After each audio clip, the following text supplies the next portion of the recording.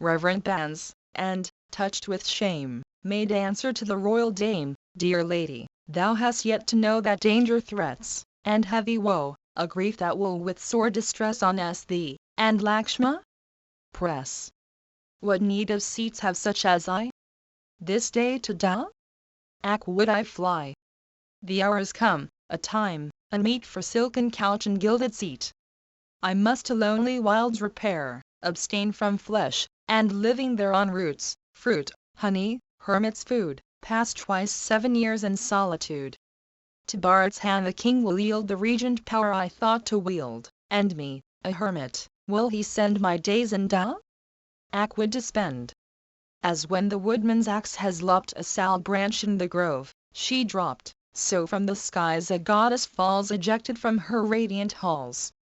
When Ra saw her lying low, prostrate by too severe a blow, around her form his arms he wound and raised her fainting from the ground. His hand upheld her like a mare who feels her load too sore to bear, and sinks upon the way o'ertoiled, and all her limbs with dust are soiled. He soothed her in her wild distress with loving touch and soft caress. She, meet for highest fortune, eyed the hero watching by her side, and thus, while Lakshma, bent to hear, addressed her son with many a tear. If, Ra, thou had ne'er been born my child to make thy mother mourn, though reft of joy, a childless queen, such woe as this I ne'er had seen. Though to the childless wife there clings one sorrow armed with keenest stings, no child have I, no child have I, no second misery prompts the sigh. When long I sought, alas, in vain, my husband's love and bliss to gain, in Ra all my hopes I set and dreamed I might be happy yet. I, of the consorts first and best, must bear my rivals' taunt and jest, and brook, though better far than they, the soul distressing words they say. What woman can be doomed to pine in misery more sore than mine, whose hopeless days must still be spent in grief that ends not and lament? They scorned me when my son was nigh. When he is banished I must die. Me, whom my husband never prized, Kake's retinue despised with boundless insolence, though she tops not in rank nor equals me. And they who do me service yet, nor old allegiance quite forget, whene'er they see Kake's son, with silent lips my glances shun. How, O my darling, shall I brook each menace of Kake's look, and listen, in my low estate, to taunts of one so passionate? For 17 years since thou wast born I sat and watched, ah me, forlorn, hoping some blessed day to see deliverance from my woes by thee. Now comes this endless grief and wrong, so dire I cannot bear it long, sinking, with age and sorrow worn, beneath my rivals' taunts and scorn.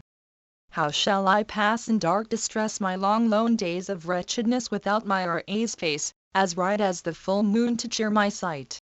Alas, my cares thy steps to train, and fasts, and vows, and prayers are vain. Hard, hard, I ween, must be this heart to hear this blow nor burst apart, as some great river bank, when first the floods of rain time on it burst. No, fate that speeds not will not slay, nor Yama's halls vouchsafe me room, or, like a lion's weeping prey, death now had borne me to my doom. Hard is my heart and wrought of steel that breaks not with the crushing blow, or in the pangs this day I feel my lifeless frame had sunk below. Death waits his hour, nor takes me now, but this sad thought augments my pain, that prayer and largesse, fast and vow, and heavenward service are in vain. Ah me, ah me! With fruitless toil of right's austere child I sought, thus seed cast forth on barren soil still lifeless lies and comes to naught.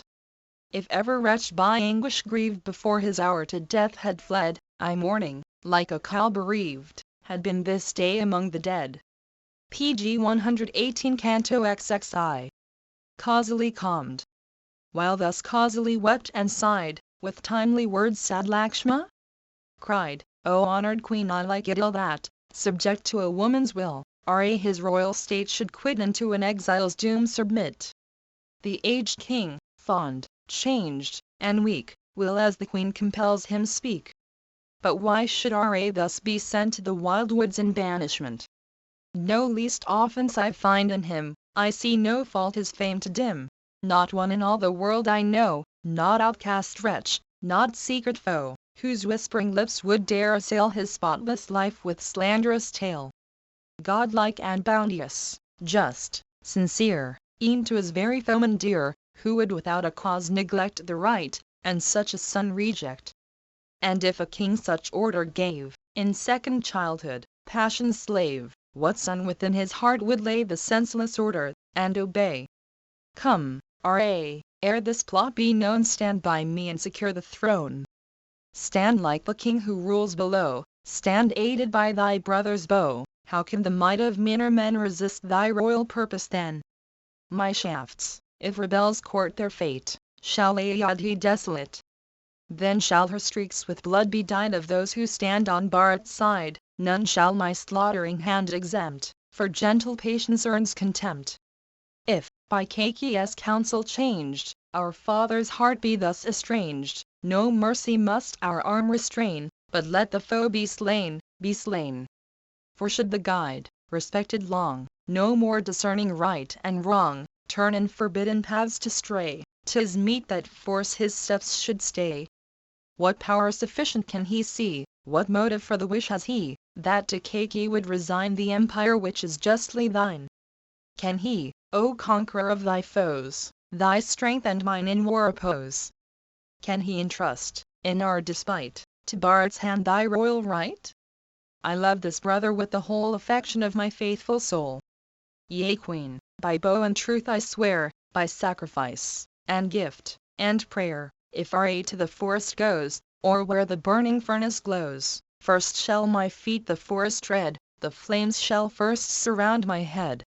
My might shall chase thy grief and tears, as darkness flies when morn appears. Do thou, dear Queen, and R.A. to behold what power like mine can do.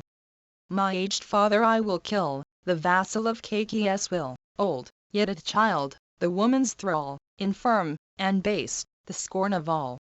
Thus Lakshma cried, the mighty Suld, down her sad cheeks the torrents rolled, as to her son causally spake, now thou hast heard thy brother, take his counsel if thou hold it wise, and do the thing his words advise, do not, my son, with tears I pray, my rival's wicked word obey, leave me not here consumed with woe, nor to the wood, an exile, go.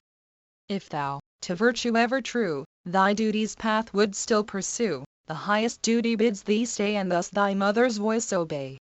Thus Kasnap's great ascetic son a seat among the immortals won, in his own home, subdued, he stayed, and honor to his mother paid.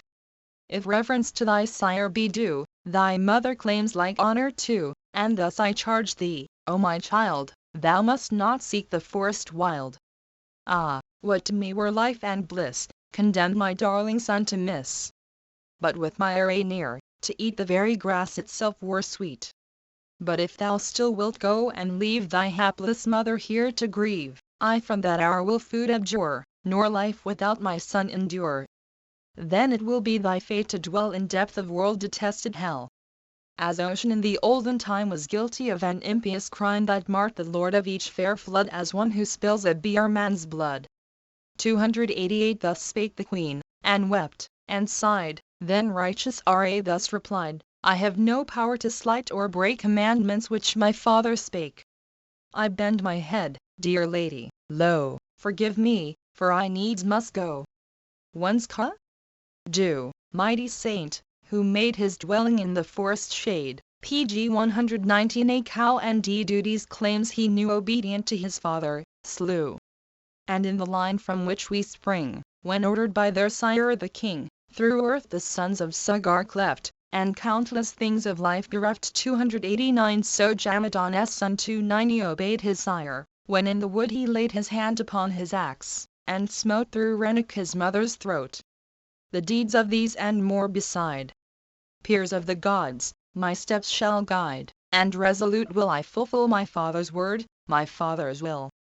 Nor I, O Queen, unsanctioned tread this righteous path, by duty led, the road my footsteps journey o'er was traversed by the great of yore.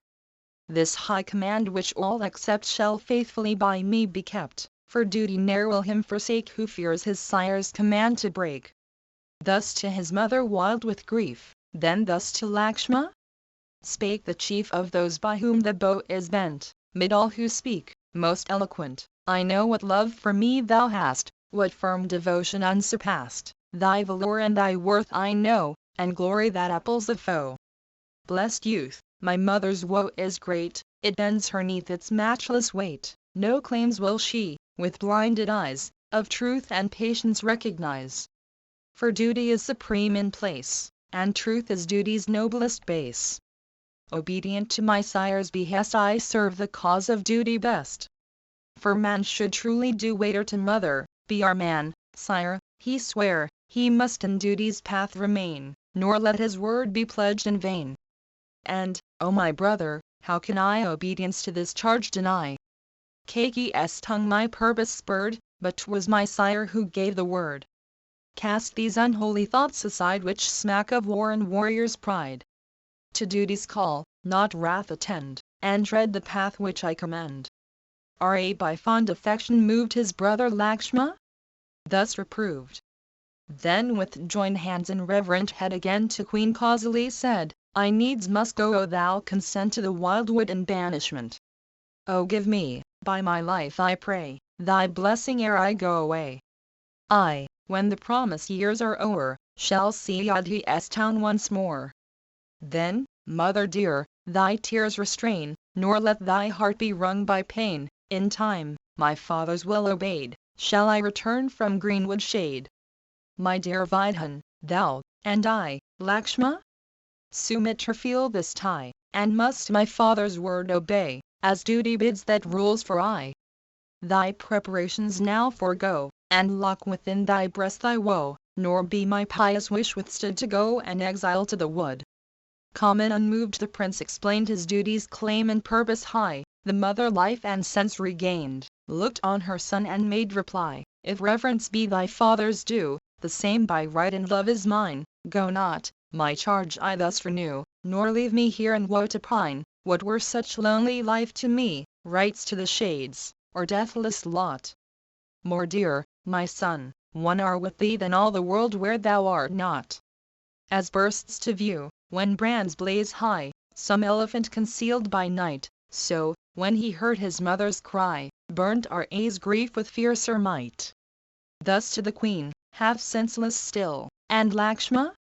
Burnt with heartfelt pain, true to the right, with steadfast will, his duteous speech he spoke again, brother, I know thy loving mind, thy valour and thy truth I know, but now to claims of duty blind thou and my mother swell my woe.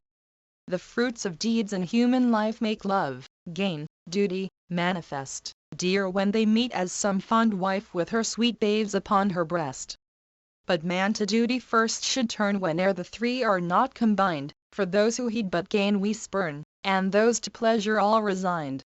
Shall then the virtuous disobey hosts of an aged king and sire, though feverous joy that father sway, or senseless love or causeless ire? I have no power, commanded thus, to slight his promise and decree, the honored sire of both of us, my mother's lord in life is he. Shall she, while yet the holy king is living, on the right intent, shall she, like some poor widowed thing, go forth with me to banishment? Now, mother, speed thy parting son, and let thy blessing soothe my pain, PG 120 that I may turn, mine exile done, like King Ai, home again. Fair glory and the fruit she gives, for lust of sway I ne'er will slight, what, for the span immortal lives, were rule of faith without the right? He soothed her thus, firm to the last his counsel to his brother told, then round the queen in reverence passed, and held her in his loving hold. Canto XXII. Lakshman calmed.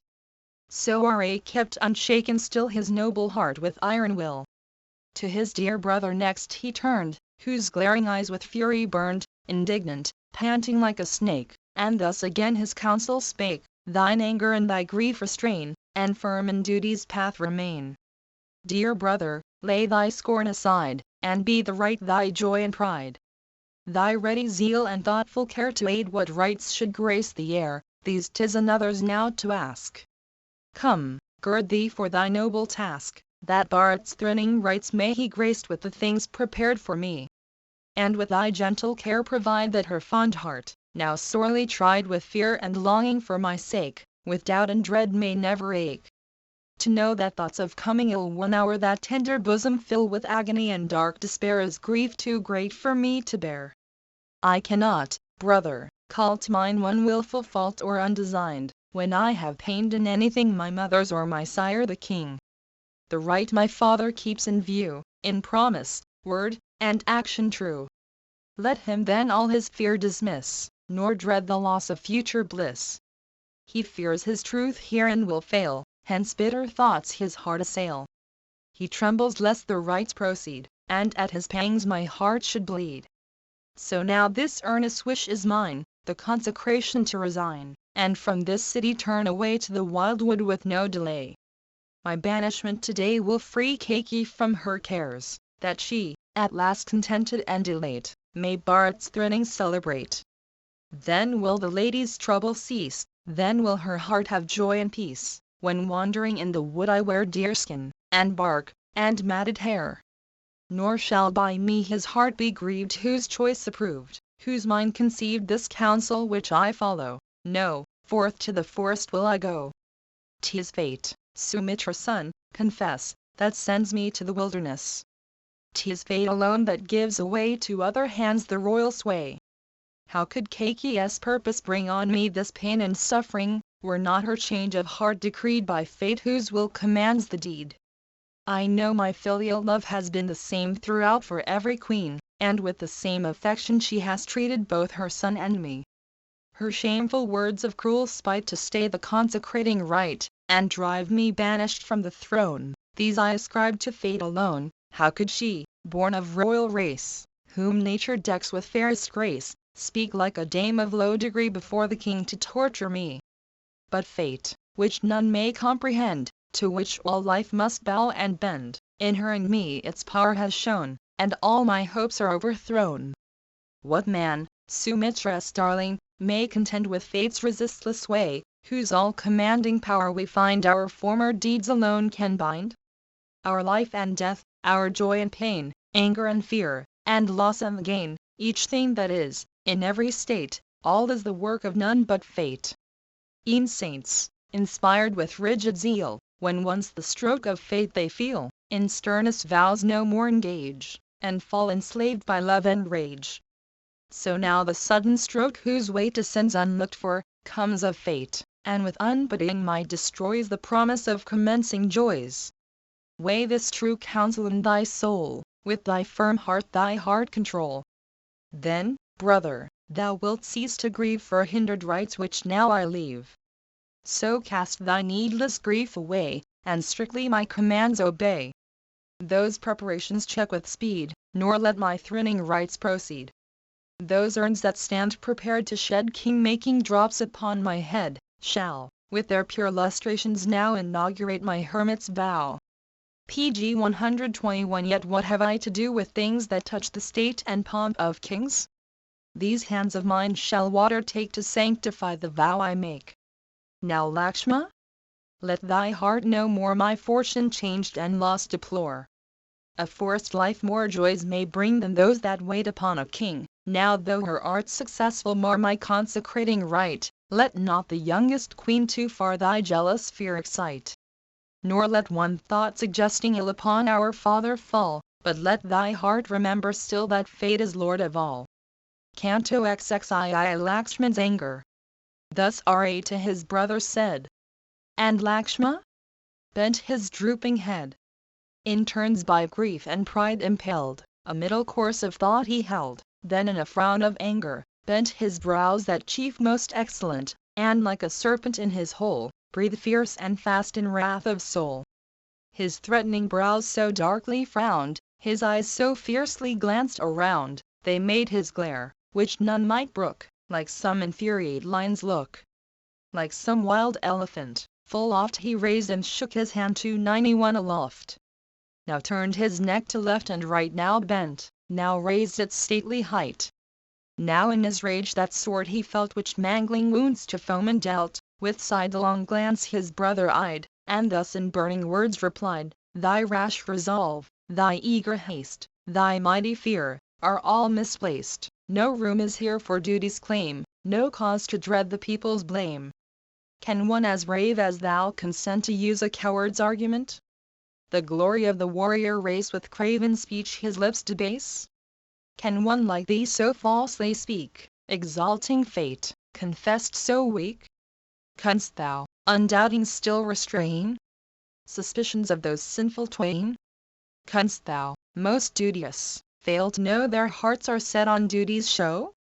They with deceit have set their trains, and now the fruit rewards their pains. Had they not long ago agreed, O.R.A., on this treacherous deed, that promised boon, so long retained, he erst had given and she had gained? I cannot, O my brother, bear to see another throned as heir with rights which all our people hate. Then, oh, this passion tolerate, this vaunted duty which can guide thy steps from wisdom's path aside, and change the counsel of thy breast, O lofty-hearted, I detest. Wilt thou, when power and might are thine, submit to this abhorred design? Thy father's impious hest fulfil, that vassal of Cacius will? But if thou still wilt shut thine eyes, nor see the guile herein that lies, my soul is sad, I deeply mourn, and duty seems a thing to scorn. Canst thou one moment think to please this pair who live for love and ease, and gainst thy peace, as foes, allied, with tenderest names their hatred hide?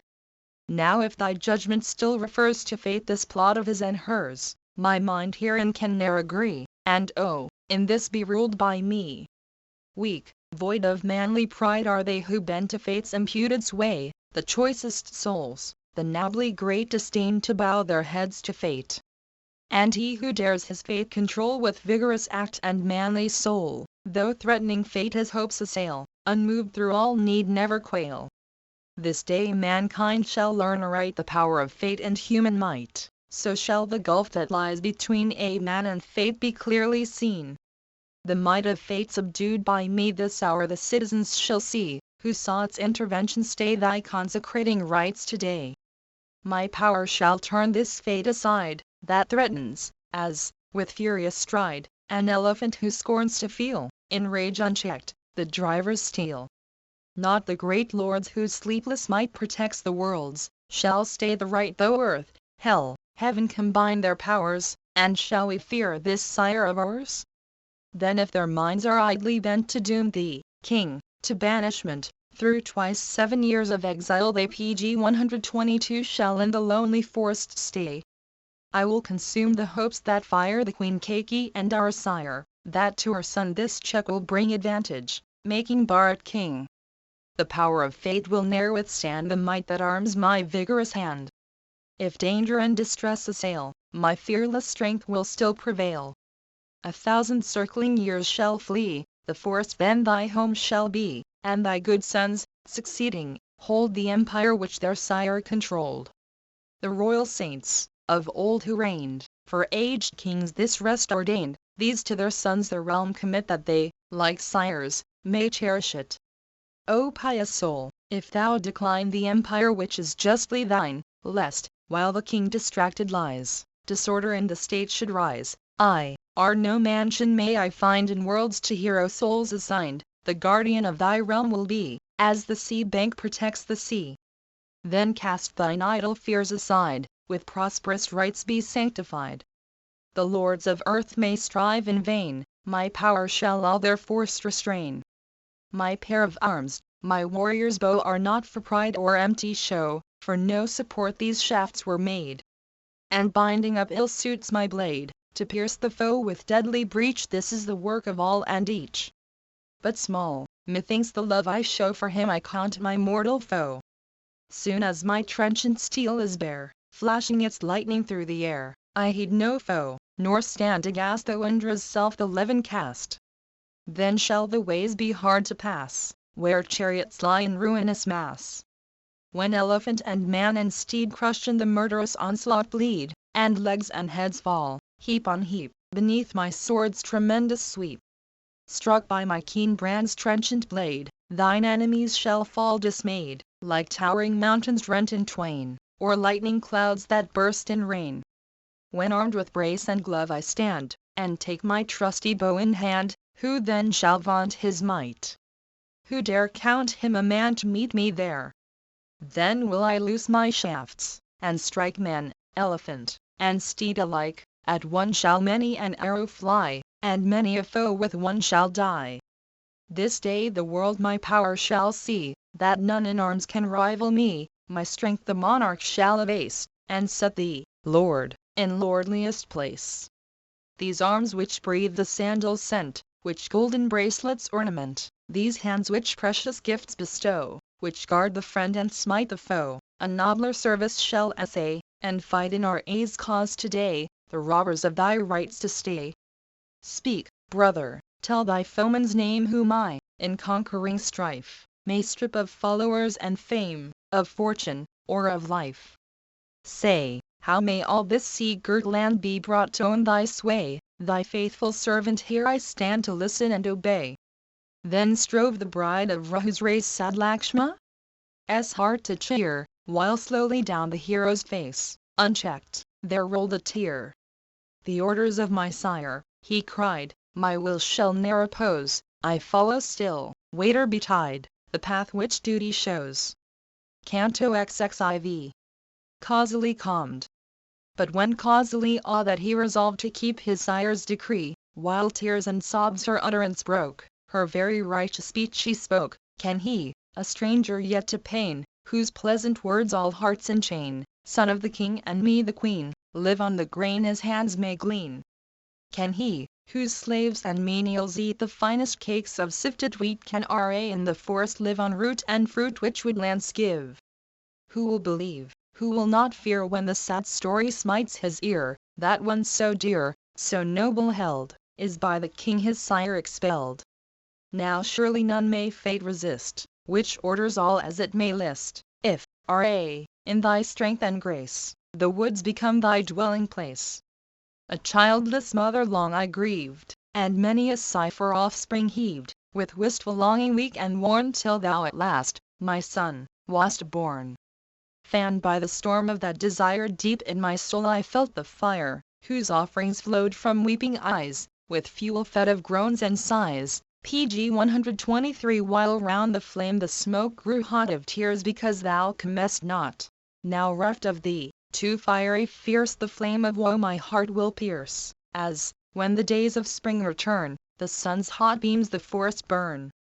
The mother cow still follows near the wanderings of her youngling deer. So close to thine my feet shall be, where'er thou goest following thee. The noblest lord of men, heard his fond mother's speech, and then in soothing words like these replied to the sad queen who wept and sighed, nay, by Kaki's art beguiled, when I am banished to the wild, if thou, my mother, also fly, the aged king will surely die. When wedded dames their lords forsake, long for the crime their souls shall ache. Thou must not e'en in thought within thy bosom frame so dire a sin.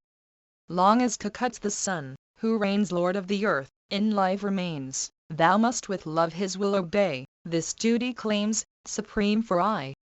Yes, mother, thou and I must be submissive to my sire's decree, king, husband, sire is he confessed, the lord of all, the worthiest. I in the wilds my days will spend till twice 7 years have reached an end, then with great joy will come again, and faithful to thy hests remain.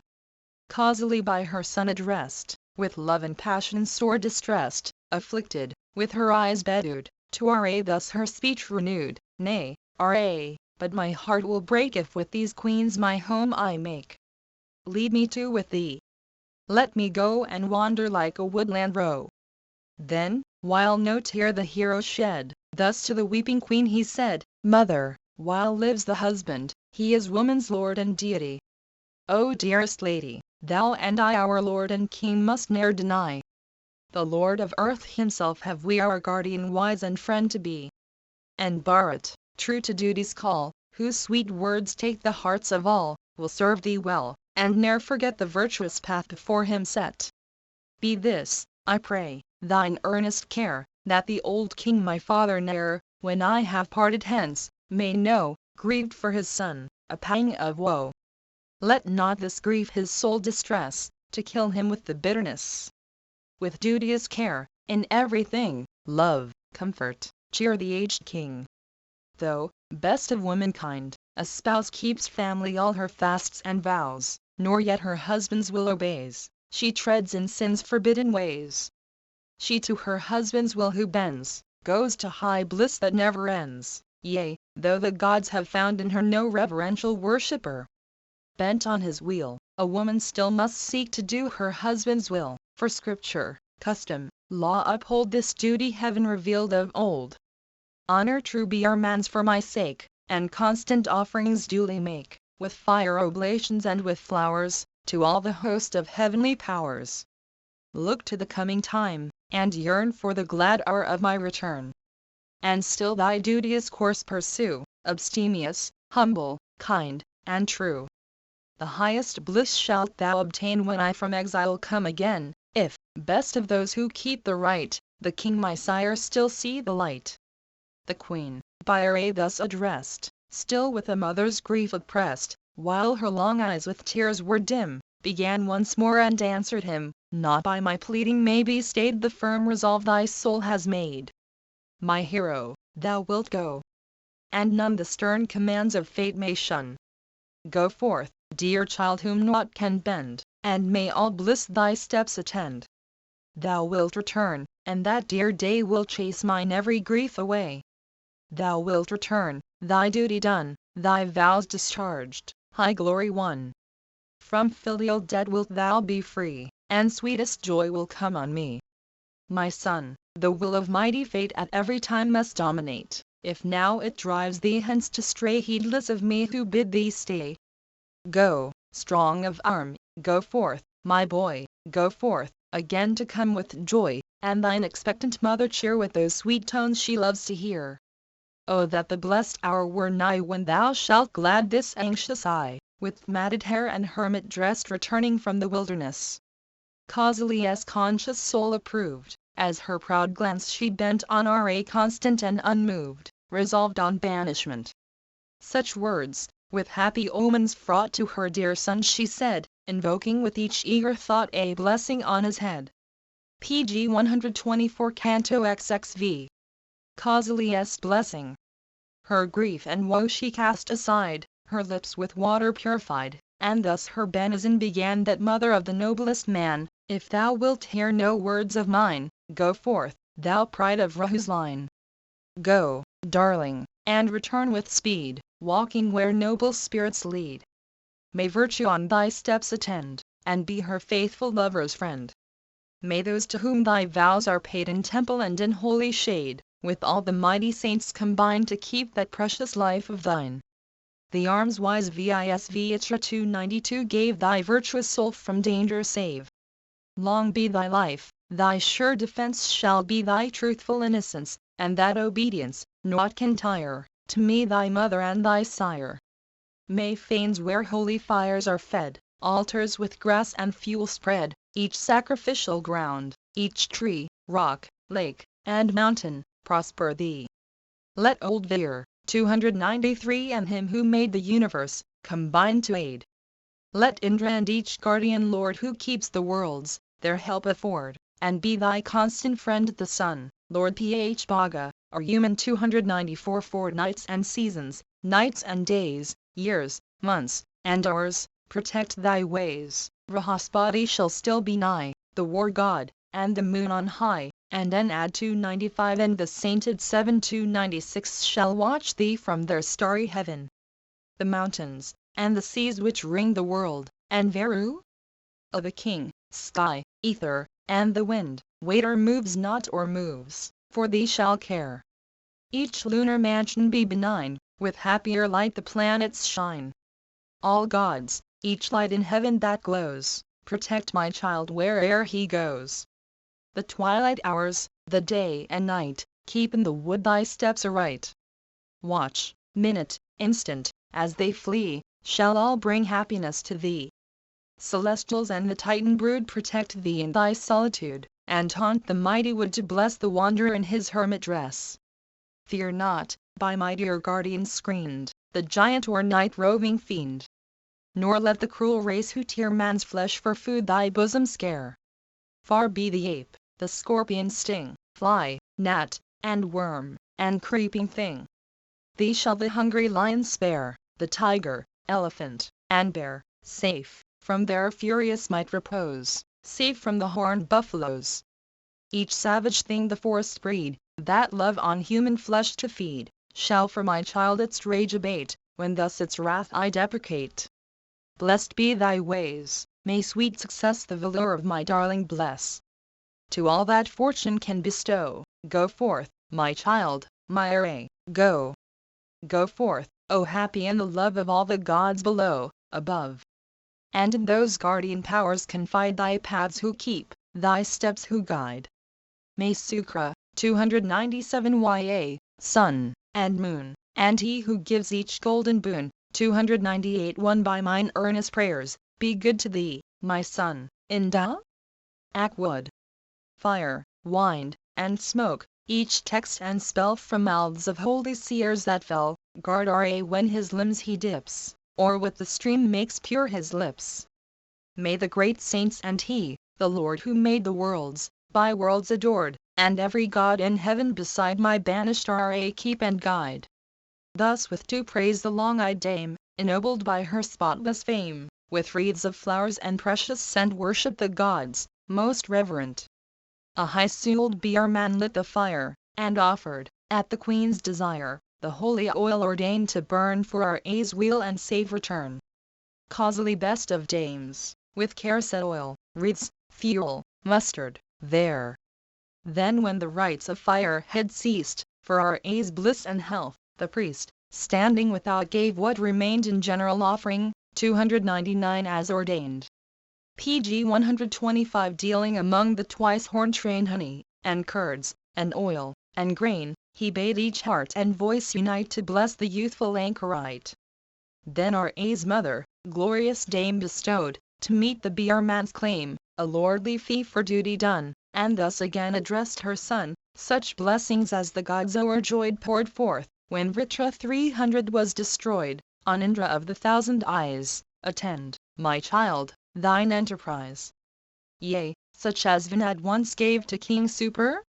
A 301 swift and brave, who sought the drink that cheers the skies, attend, my child, thine enterprise. Yea, such as, when the Amrit rose, 302 and Indra slew his Daitya foes, the royal Aditi bestowed on him whose hand with slaughter glowed of that dire brood of monstrous size, attend, my child, thine enterprise. E'en such as peerless fish? You graced, when with his triple step he paced, outbursting from the dwarf's disguise, 303 attend, my child, thine enterprise. Floods, isles, and seasons as they fly, worlds, Vedas, quarters of the sky, combine, O mighty armed, to bless thee destined heir of happiness. The long-eyed lady ceased, she shed pure scent and grain upon his head. And that prized herb whose sovereign power preserves from dark misfortune's hour, upon the hero's arm she set, to be his faithful amulet. While holy texts she murmured low, and spoke glad words though crushed by woe, concealing with obedient tongue the pangs with which her heart was wrung. She bent, she kissed his brow, she pressed her darling to her troubled breast, firm in thy purpose, go, she cried, go Ra, and may bliss betide. Attain returning safe and well, triumphant in the Adhi dwell. Then shall my happy eyes behold the empire by thy will controlled. Then grief and care shall leave no trace, joy shall light up thy mother's face, and I shall see my darling reign, in moonlight glory come again. These eyes shall fondly gaze on thee so faithful to thy sire's decree, when thou the forest wild shalt quit on thine ancestral throne to sit. Yea, thou shalt turn from exile back, nor choicest blessings ever lack, then fill with rapture ever new my bosom and thy consorts too. To Siva and the heavenly host my worship has been paid, to mighty saint, to godlike ghost, to every wandering shade. Forth to the forest thou wilt hie, therein to dwell so long, let all the quarters of the sky protect my child from wrong." Her blessings thus the queen bestowed. Then round him fondly paced, and often, while her eyes o'erflowed, her dearest son embraced. Causalie's honored feet he pressed, as round her steps she bent, and radiant with her prayers that blessed, to SS home he went. Canto XXVI. Alone with Sora, to his purpose true, to Queen Causalie bade adieu, received the benizon she gave, and to the path of duty clave. As through the crowded street he passed, a radiance on the way he cast, and each fair grace, by all approved, the bosoms of the people moved. Now of the woeful change no word the fair vine and bride had heard. The thought of that imperial right still filled her bosom with delight. With grateful heart and joyful thought the gods in worship she had sought, and, well in royal duties learned, Saturday longing till her lord returned, not all unmarked by grief and shame within his sumptuous home he came, and hurried through the happy crowd with eye dejected, gloomy browed. Up sprang, and every limb trembled with fear at sight of him. She marked that cheek where anguish fed, those senses care disquieted. For, when he looked on her, no more could his heart hide the load it bore, nor could the pious chief control the paleness o'er his cheek that stole. His altered cheer, his brow bedewed with clammy drops, his grief she viewed, and cried, consumed with fires of woe, "What, O my lord, has changed thee so?" PG 126 Rah's body looks down benign, and the moon rests in Pashaya's sign, as be our man's sage this day declare. Then whence, my lord, this grief and care? Why does no canopy, like foam for its white beauty, shade thee home, its 100 ribs spread wide to throw splendor on thy fair head below? Where are the royal fans, to grace the lotus beauty of thy face, fair as the moon or wild swan's wing, and waving round the new-made king? Why do no sweet-toned bards rejoice to hail thee with triumphant voice? No tuneful heralds love to raise loud music in their monarch's praise? Why do no Bearmans, scripture read, pour curds and honey on thy head, anointed, as the laws ordain, with holy rites, supreme to reign? Where are the chiefs of every guild? Where are the myriads should have filled the streets, and followed home their king with merry noise and triumphing? Why does no gold-wrought chariot lead with 4 brave horses, best for speed? No elephant precede the crowd like a huge hill or thundercloud, marked from his birth for happy fate, whom signs auspicious decorate? Why does no henchman, young and fair, precede thee, and delight to bear entrusted to his reverent hold the burthen of thy throne of gold? Why, if the consecrating rite be ready, why this mournful plight? Why do I see this sudden change, this altered mien so sad and strange? To her, as thus she weeping cried, Rahu's illustrious son replied, My honored sire's decree commands me to the woods to flee. O high-born lady, nobly bred in the good paths thy footsteps tread, hear, Yannick's daughter, while I tell the story as it all befell. Of old my father true and brave 2 boons to Queen Kaki gave. Through these the preparations made for me today by her are stayed, for he is bound to disallow this promise by that earlier vow. In Da? Ac forest wild and vast must 14 years by me be passed. My fathers will make Sparadair, the kingdom and the throne to share. Now, ere the lonely wild I seek, I come once more with thee to speak. In Bharat's presence, O my dame, ne'er speak with pride of Ra's name, another's eulogy to hear is hateful to a monarch's ear. Thou must with love his rule obey to whom my father yields the sway. With love and sweet observance learn his grace, and more the king's, to earn. Now, that my father may not break the words of promise that he spake, to the drear wood my steps are bent, be firm, goodness and content. Through all that time, my blameless spouse, keep well thy fasts and holy vows. Rise from thy bed at break of day, and to the gods do worship pay. With meek and lowly love revere the Lord of men, my father dear, and reverence to Causalie show, my mother, worn with eld and woe, by duty's law, O best of dames, high worship from thy love she claims, nor to the other queens refuse observance, rendering each her dues, by love and fond attention shown they are my mother's like mine own. Let Bard and Citruna bear in thy sweet love a special share, dear as my life, oh let them be like brother and like son to thee. In every word and deed refrain from aught that Bard's soul may pain, he's Yadhi's king and mine, the head and lord of all our line. For those who serve and love them much with wearless endeavor, touch and win the gracious hearts of kings, while wrath from disobedience springs. Great monarchs from their presence send their lawful sons who still offend, and welcome to the vacant place good children of an alien race. Then, best of women, rest thou here, and Bart will with love revere. Obedient to thy king remain, and still thy vows of truth maintain. To the wide wood my steps I bend, make thou thy dwelling here. See that thy conduct ne'er offend, and keep my words, my dear. Canto XXVIIS speech. His sweetly speaking bride, who best deserved her lord, he thus addressed. Then tender love bade passion wake, and thus the fair Vidun spake, what words are these that thou hast said? Contempt of me the thought has bred. O best of heroes, I dismiss with bitter scorn a speech like this. PG 127 unworthy of a warrior's fame it taints a monarch's son with shame, ne'er to be heard from those who know the signs of the sword and bow. My lord, the mother, sire, and son receive their lots by merit won. The brother and the daughter find the portions to their deeds assigned. The wife alone, waiter oh wait, must share on earth her husband's fate. So now the king's command which sends thee to the wild, to me extends. The wife can find no refuge, none, in father, mother, self, or son, both here, and when they vanish hence, her husband is her sole defense. If, Rahu's son, thy steps are led where Da? Axe pathless wilds are spread, my foot before thine own shall pass through tangled thorn and matted grass. Dismiss thine anger and thy doubt, like refuse water cast them out, and lead me, O my hero, hence I know not sinneth confidence.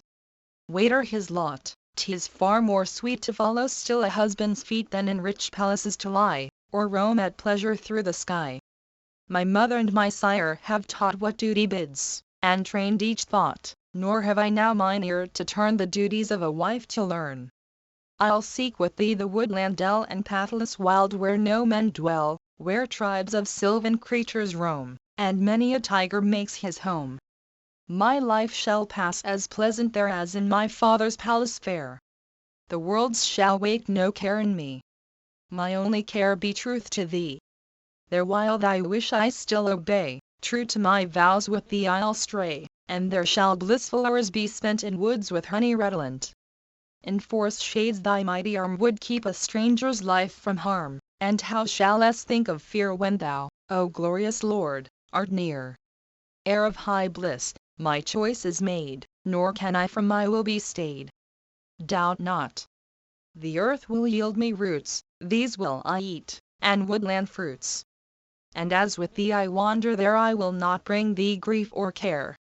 I long, when thou, wise Lord, art nigh, all fearless, with delighted eye to gaze upon the rocky hill, the lake, the fountain, and the rill. To sport with thee, my limbs to cool, in some pure lily-covered pool, while the white swans and mallards' wings are plashing in the water springs. So would 1,000 seasons flee like one sweet day, if spent with thee. Without my Lord I would not prize a home with gods above the skies, without my Lord, my life to bless, where could be heaven or happiness? Forbid me not, with thee I go the tangled wood to tread. There will I live with thee, as though this roof were o'er my head. My will for thine shall be resigned. Thy feet my steps shall guide. Thou, only thou, art in my mind, I heed not all beside. Thy heart shall ne'er by me be grieved. Do not my prayer deny, take me, dear Lord. Of thee bereaved I swears to die. These words the duteous lady spake, nor would he yet consent his faithful wife with him to take to share his banishment. He soothed her with his gentle speech. To change her will he strove. And much he said the woes to teach of those in wilds who rove. Canto XXVII. The dangers of the wood. Thus spake, and he who knew his duty, to its orders true, was still reluctant as the woes of forest life before him rose. He sought to soothe her grief, to dry the torrent from each brimming eye, and then, her firm resolve to shake, these words the pious hero spake: "O daughter of a noble line, whose steps from virtue ne'er decline, remain, thy duties here pursue, as my fond heart would have thee do. Now hear me, as fair and weak, and do the words that I shall speak. Attend and hear while I explain each danger in the wood, each pain. Thy lips have spoken, I condemn the foolish words that fell from them. This senseless plan, this wish of thine to live a forest life, resign. The names of trouble and distress suit well the tangled wilderness. In the wild wood no joy I know, a forest life is naught but woe. The lion in his mountain cave answers the torrents as they rave, and forth his voice of terror throws. The wood, my love, is full of woes. PG 128. Their mighty monsters fearless play, and in their maddened onset slay the hapless wretch who near them goes. The wood, my love, is full of woes. 'Tis hard to ford each treacherous flood, so thick with crocodiles and mud, where the wild elephants repose. The wood, my love, is full of woes. Or far from streams the wanderer strays through thorns and creeper-tangled ways, while round him many a wild cock crows. The wood, my love, is full of woes. On the cold ground upon a heap of gathered leaves condemned to sleep, toil-wearied, will his eyelids close. The wood, my love, is full of woes. Long days and nights must he content his soul with scanty aliment, what fruit the wind from branches blows. The wood, my love, is full of woes. While his strength may last, the ascetic in the wood must fast, coil on his head his matted hair, and bark must be his only wear.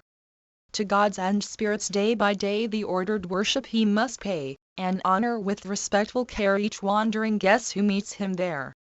The bathing rites he ne'er must shun at dawn, at noon, at set of sun, obedient to the law he knows. The wood, my love, is full of woes. To grace the altar must be brought the gift of flowers his hands have sought the debt each pious hermit owes. The wood, my love, is full of woes.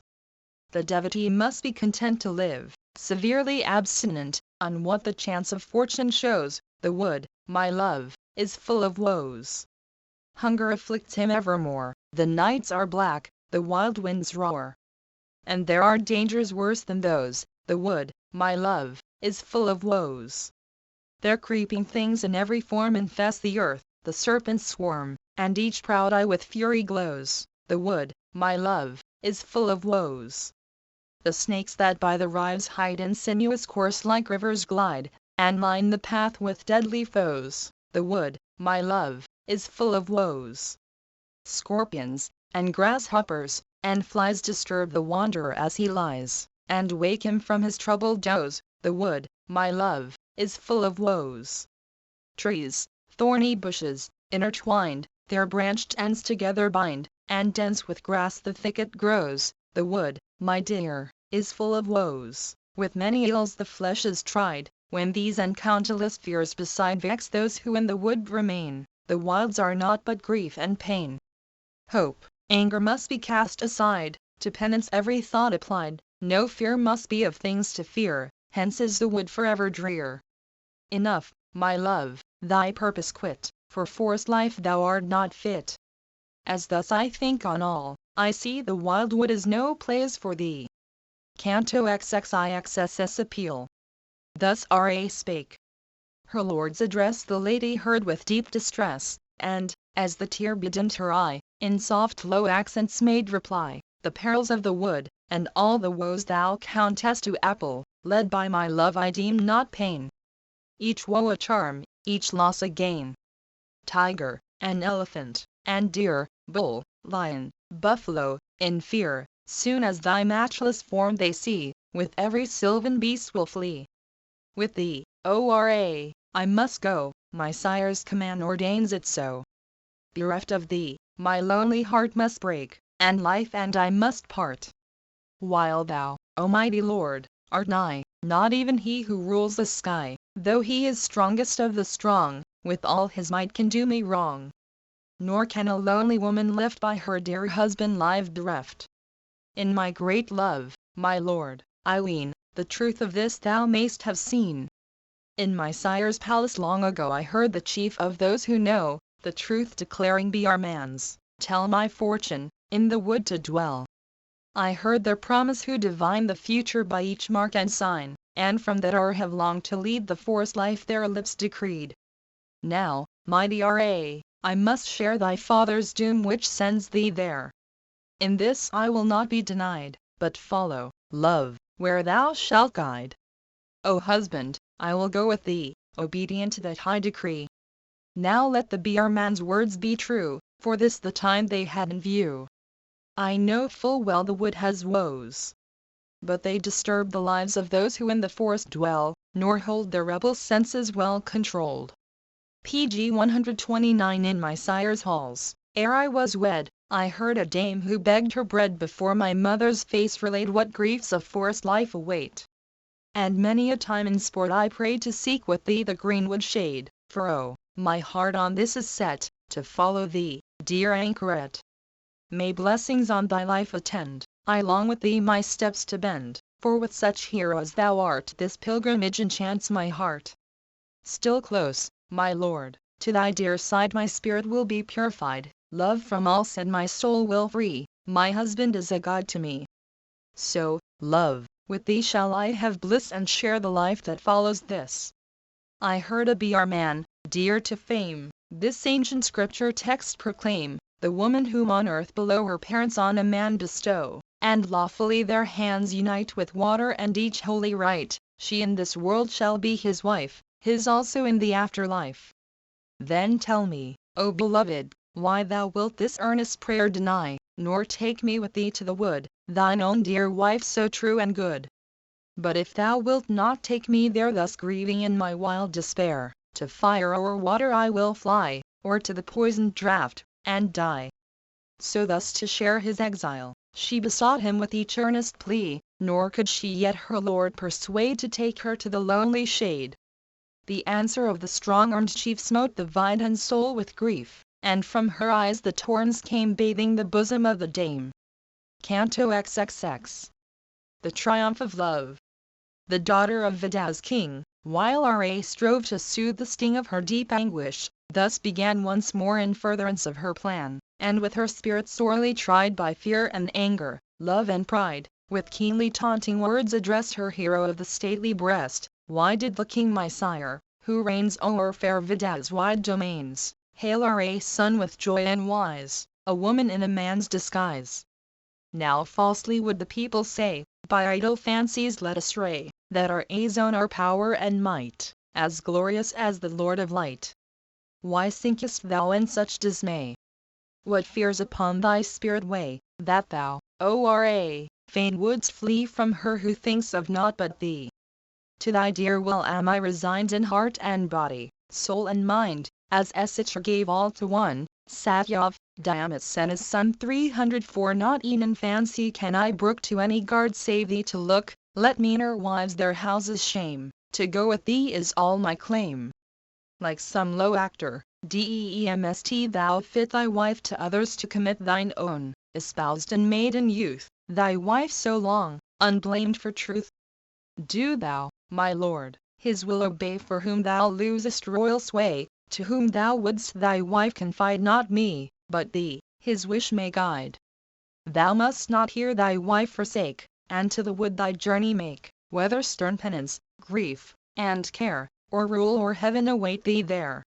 Nor shall fatigue my limbs distress when wandering in the wilderness, each path which nearer to thee I tread shall seem a soft luxurious bed. The reeds, the bushes where I pass, the thorny trees, the tangled grass shall feel, if only thou be near, soft to my touch as skins of deer. When the rude wind in fury blows, and scattered dust upon me throws, that dust, beloved lord, to me shall as the precious sandal be. And what shall be more blessed than I, when gazing on the wood I lie in some green glade upon a bed with sacred grass beneath us spread. The root, the leaf, the fruit which thou shalt give me from the earth or bough, scanty or plentiful, to eat, shall taste to me as amrit sweet. As there I live on flowers and root and every season's kindly fruits, I will not for my mother grieve, my sire, my home, or all I leave. My presence, love, shall never add one pain to make the heart more sad. PG 130 I will not cause thee grief or care, nor be a burden hard to bear. With thee is heaven, where'er the spot. Each place is hell where thou art not. Then go with me, O.R.A. This is all my hope and all my bliss. If thou wilt leave thy wife who still entreats thee with undaunted will, this very day shall poison close the life that spurns the rule of foes. How, after, can my soul sustain the bitter life of endless pain, when thy dear face, my lord, I miss? No, death is better far than this.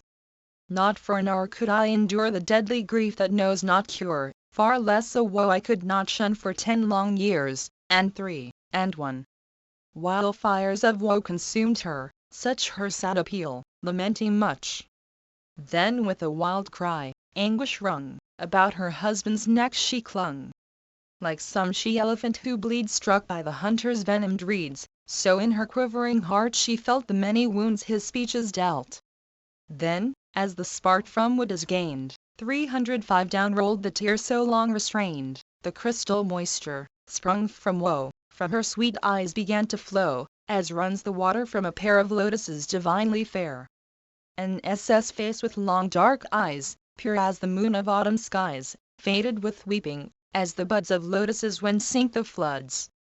Around his wife his arms he strained, who senseless from her woe remained, and with sweet words, that bade her wake to life again, the hero spake, I would not with thy woe, my queen, by heaven and all its blissful sheen. Void of all fear am I as he, the self-existent God, can be. I knew not all thy heart till now, dear lady of the lovely brow, so wished not thee in woods to dwell. Yet there mine arm can guard thee well. Now surely thou, dear love, wast made to dwell with me in greenwood shade, and, as a high saint's tender mind clings to its love for all mankind, so I to thee will ever cling, sweet daughter of Vida's king. The good, of old, O soft of frame, honored this duty's sovereign claim, and I its guidance will not shun, true as light's queen is to the sun. I cannot, pride of Yannick's line, this journey to the wood decline, my sire's behest, the oath he sware, the claims of truth, all lead me there. One duty, dear the same for I, is sire and mother to obey, should I their orders once transgress my very life or weariness.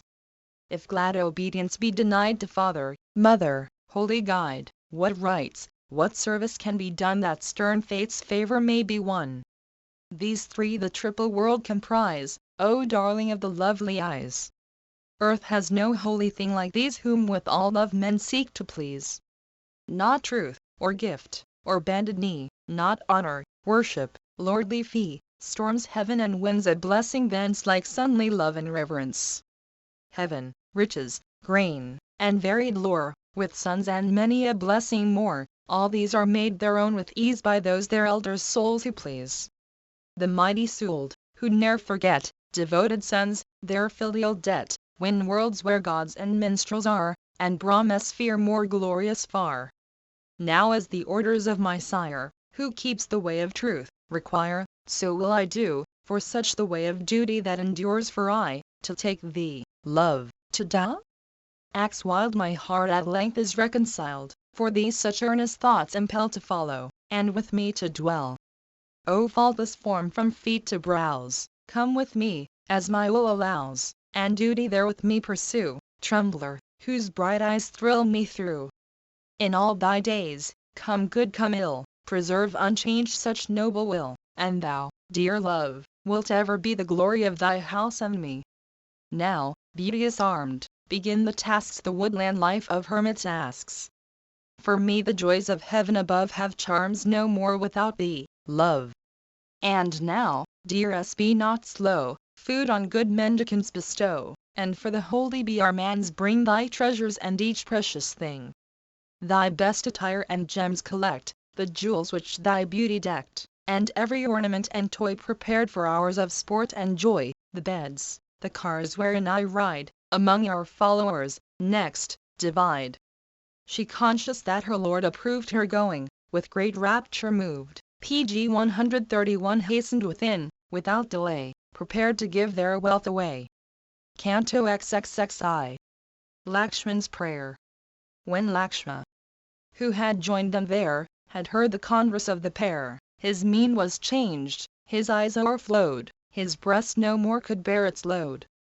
The son of Rahu, sore distressed, his brother's feet with fervor pressed, while thus to us he complained, and him by lofty vows enchained: If thou wilt make the woods thy home, where elephant and roebuck roam, I to this day will take my bow and in the path before thee go.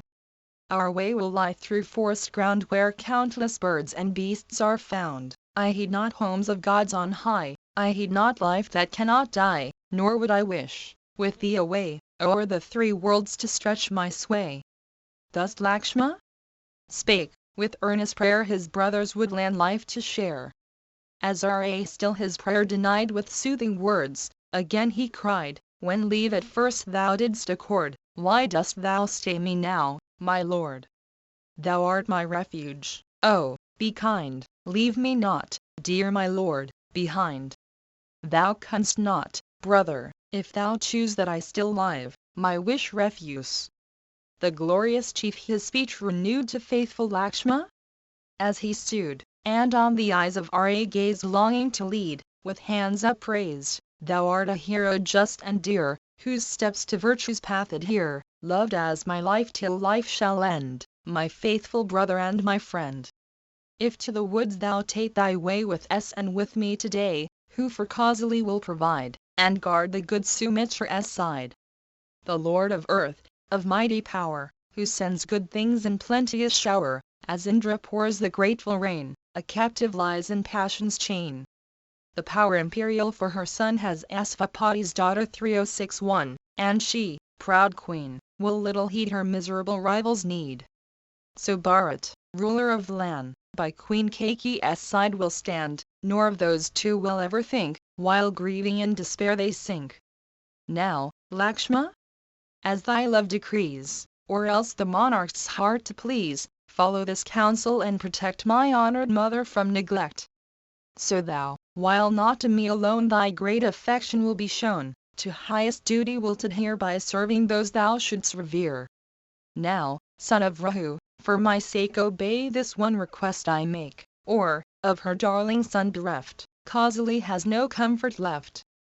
The faithful Lakshma, thus addressed in gentle words which love expressed, to him in lore of language learned, his answer, eloquent, returned, Nay, through thy might each queen will share attentive Bharat's love and care, should Bharat, raised as king to sway this noblest realm, his trust betray, nor for their safety well provide, seduced by ill-suggesting pride, doubt not my vengeful hand shall kill the cruel wretch who counsels ill, kill him and all who lend him aid, and the three worlds in league arrayed. And good causally well can fee 1,000 champions like to me, 1,000 hamlets rich in grain the station of that queen maintain. She may, and my dear mother too, live on the ample revenue. Then let me follow thee, herein is naught that may resemble sin. So shall I in my wish succeed, and aid, perhaps, my brother's need. My bow and quiver well supplied with arrows hanging at my side, my hands shall spade and basket bear, and for thy feet the way prepare. I'll bring thee roots and berries sweet, and woodland fare which hermits eat.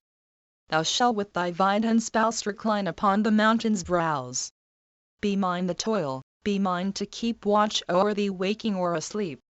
Filled by his speech with joy and pride, Ra to Lakshma thus replied, Go then, my brother, bid adieu to all thy friends and retinue, and those two bows of fearful might, celestial, which, at that famed rite, Lord Varu gave to Yanak, king of fair Videha with thee bring, with heavenly coats of sword-proof mail, quivers, whose arrows never fail, PG 132 and golden-hilted swords so keen, the rivals of the sun in sheen. Tended with care these arms are all preserved in my preceptor's hall. With speed, O Lakshma, go, produce, and bring them hither for our use. So on a woodland life intent, to see his faithful friends he went, and brought the heavenly arms which lay by Ra's teacher stored away. And Rahu's son to Ra showed those wondrous arms which gleamed and glowed, well kept, adorned with many a wreath of flowers on case, and hilt, and sheath. The prudent Ra at the sight addressed his brother with delight, "Well art thou come, my brother dear, for much I long to see thee here. For with thine aid, before I go, I would my gold and wealth bestow upon the Birman sage, whose school there lives by stern devotion's rule. And for all those who ever dwell within my house and serve me well, devoted servants, true and good, will I provide a livelihood. Quick, go and summon to this place the good Basish, Ha's son, Sai, of the Birman race, the first and holiest one.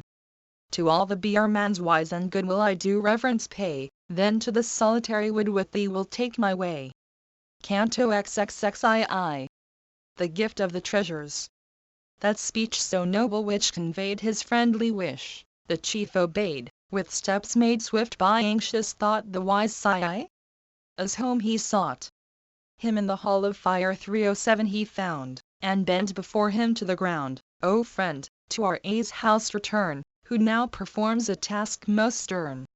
He, when his noonday rites were done, went forth with fair Sumitra's son, and came to Ra's bright abode rich in the love which Lakshmi showed. The son of Rahu, with his dame, with joined hands met him as he came, showing to him whose scripture knew the worship that is Ani's due.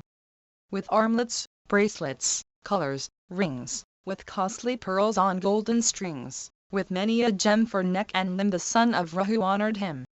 Then Ra, at his wife's request, the wise Sai thus addressed, "Accept a necklace too to deck with golden strings thy spouse's neck. And as here, my friend, we're glad a girdle to her gift to add. And many a bracelet wrought with care, and many an armlet rich and rare, my wife to thine is fain to give, departing in the wood to live. A bed by skilful workmen made, with gold and various gems inlaid, this too, before she goes, would she present, O saintly friend, to thee. Thine be my elephant, so famed, my uncle's present, Victor named. And let 1,000 coins of gold, great Birman, with the gift be told." Thus Ra spoke, nor he declined the noble gifts for him designed. On Ra, Lakshma, as he invoked all high felicity. In pleasant words then Ra gave his best to Lakshma. Prompt and brave, as Ram speaks for him to hear who rules the god's celestial sphere, to the two best of Birmans run. Agastya bring, and Kusik's son, and precious gifts upon them rain, like fostering floods upon the grain. O long-armed prince of Rahu's line, delight them with 1,000 kine, and many a fair and costly gem, with gold and silver, give to them. To him, so deep in scripture, who, to Queen Kausali ever true, serves her with blessing and respect, chief of the Tatar sect 308 to him, with women slaves, present a chariot rich with ornament, and costly robes of silk beside, until the sage be satisfied. Om Chitrartha, true and dear, my tuneful bard and charioteer, gems, robes, and plenteous wealth confer mine ancient friend and minister. And these who go with staff in hand, grammarians trained, a numerous band, who their deep study only prize, nor think of other exercise, who toil not, loving dainty fare, whose praises e'en the good declare, on these be 80 cars bestowed, and each with precious treasures load.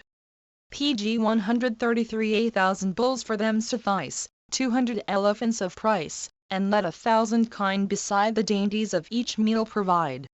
The throng whose sacred girdles wear, and on Kausali wait with care, 1,000 golden coins shall please, son of Sumitra each of these. Let all, dear Lakshma, of the train these special gifts of honor gain, my mother will rejoice to know her Birmans have been cherished so. Then Rahu's son addressed the crowd who round him stood and wept aloud, when he to all who thronged the court had dealt his wealth for their support, in Lakshma's house and mine remain, and guard them till I come again. To all his people sad with grief, in loving words thus spoke their chief, then bade his treasure keeper bring gold, silver, and each precious thing. Then straight the servants went and bore back to their chief the wealth in store. Before the people's eyes it shone, a glorious pile to look upon. The Prince of Men with Lakshma essayed parted the treasures there displayed, gave to the poor, the young, the old, and twice-born men, the gems and gold. A Br man, long in evil case, named Trija, born of Garga's race, earned ever toiling in a wood with spade and plough his livelihood. The youthful wife, his babes who bore, their indigence felt more and more. Thus to the aged man she spake, "Hear this my word, my counsel take. Come, throw thy spade and plough away. To virtuous R.A. go today, and somewhat of his kindness pray." He heard the words she spoke, around his limbs his ragged cloth he wound, and took his journey by the road that led to R.A.'s fair abode. To the 5th court he made his way, nor met the Br man check or stay. Brokhu, Angira's 309 could not be brighter with saintly light than he. To R.A.'s presence on he pressed, and thus the noble chief addressed, "O R.A., poor and weak am I, and many children round me cry. Scant living in the woods I earn, on me thine eye of pity turn." And R.A., bent on sport and jest, the suppliant Br man thus addressed, "O aged man, 1,000 kine, yet undistributed, are mine. The cows on thee will I bestow as far as thou thy staff canst throw." The Br man heard. In eager haste he bound his cloth around his waist. Then round his head his staff he whirled, and forth with mightiest effort hurled. Cast from his hand it flew, and sank to earth on Sarj's farther bank, where herds of kine in thousands fed near to the well-stocked bullock shed. And all the cows that wandered o'er the meadow, far as Sarj's shore, at R.A.'s word the herdsman drove to Trija's cottage in the grove. He drew the Br man to his breast, and thus with calming words addressed, "Now be not angry, sire. I pray, this jest of mine was meant in play. These 1,000 kine, but not alone. Their herdsmen too, are all thine own.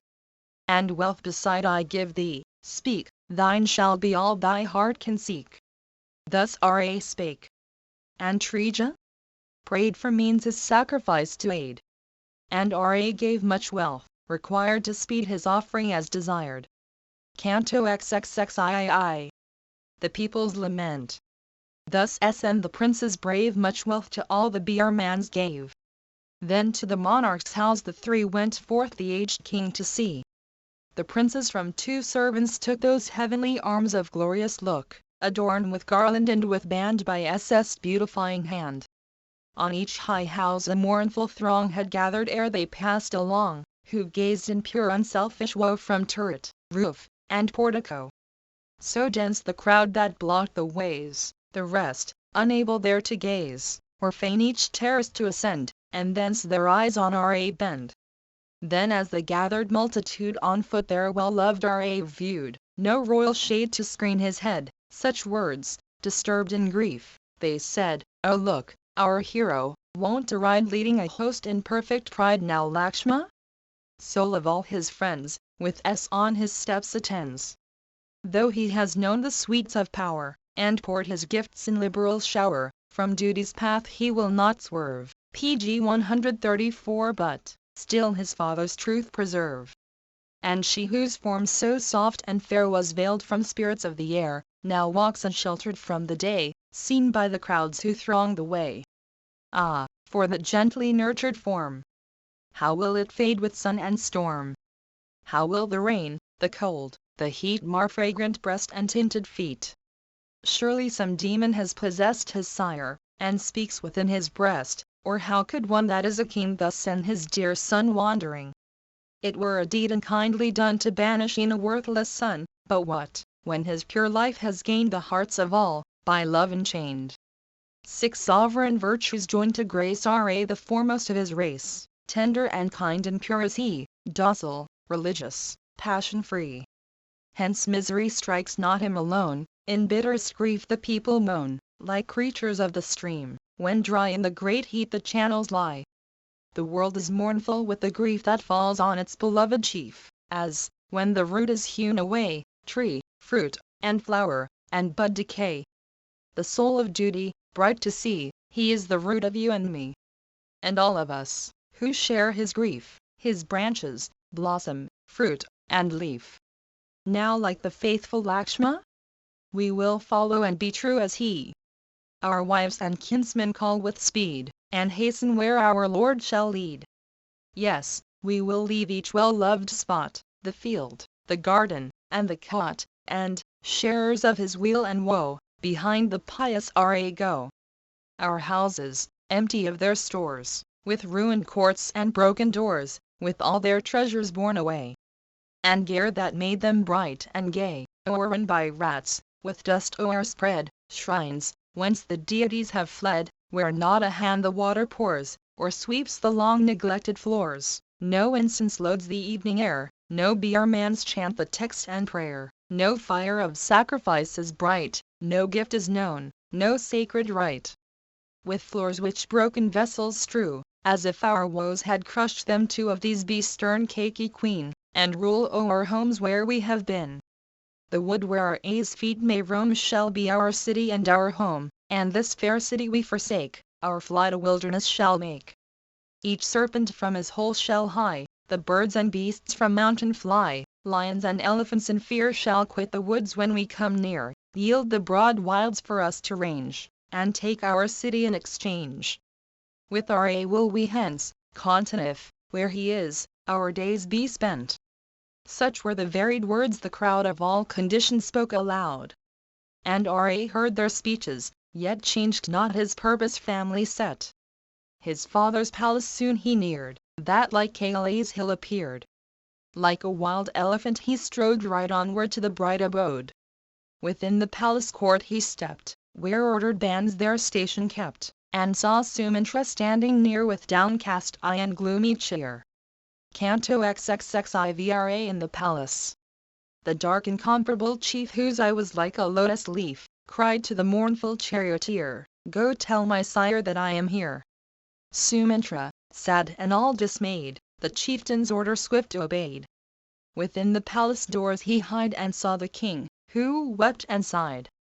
Like the great sun when wrapped in shade, like fire by ashes overlaid, or like a pool with waters dried, so lay the world's great lord and pride. A while the wise Sumitra gazed on him whose senses woe has dazed, grieving for Ra. Near he drew with hands upraised and reverence due. With blessing first his king he hailed. Then with a voice that well nigh failed, in trembling accents soft and low addressed the monarch in his woe, "The prince of men, thy Ra, waits before thee at the palace gates. His wealth to be our man's he has dealt, and all who in his home have dwelt. Admit thy son. His friends have heard his kind farewell and parting word, he longs to see thee first, and then will seek the wilds, O king of men. He, with each princely virtue's blaze, shines as the sun angered by rays. The truthful king who loved to keep the law profound as ocean's deep, and stainless as the dark blue sky, thus to Sumitra made reply, PG 135 Go then, Sumitra, go and call my wives and ladies one and all. Drawn round me shall they fill the place when I behold my Ra's face. Quick to the inner rooms he sped, and thus to all the women said, Come, at the summons of the king, come all, and make no tarrying. Their husband's word, by him conveyed, soon as they heard, the dames obeyed, and following his guidance all came thronging to the regal hall. In number half 700, they, all lovely dames, in long array, with their bright eyes for weeping red, to stand around Queen causally sped. They gathered, and the monarch viewed one moment all the multitude, then to Sumitra spoke and said, Now let my son be hither led. Sumitra went. Then Ra came, and Lakshma, and the Maithil dame, and, as he led them on, their guide straight to the monarch's presence hied. When yet far off the father saw his son with raised palms toward him draw, girt by his ladies, sick with woes, swift from his royal seat he rose. With all his strength the aged man to meet his darling Ra ran, but trembling, wild with dark despair, fell on the ground and fainted there. And Lakshma? Wont in cars to ride, and Ra, threw them by the side of the poor miserable king, half lifeless with his sorrow's sting. Throughout the spacious hall up went 1,000 women's wild lament, ah-ah-ray. Thus they wailed and wept, and anklets tinkled as they stepped around his body, weeping. Through their loving arms the brothers too, and then, with SS gentle aid, the king upon a couch was laid. At length to earth's imperial lord, when life and knowledge were restored, those seas of woe went o'er his head. With suppliant hand, thus Ra said, Lord of us all, great king, thou art, bid me farewell before we part, to Da. Ak would this day I go, one blessing and one look bestow. Let Lakshma my companion be, and S also follow me.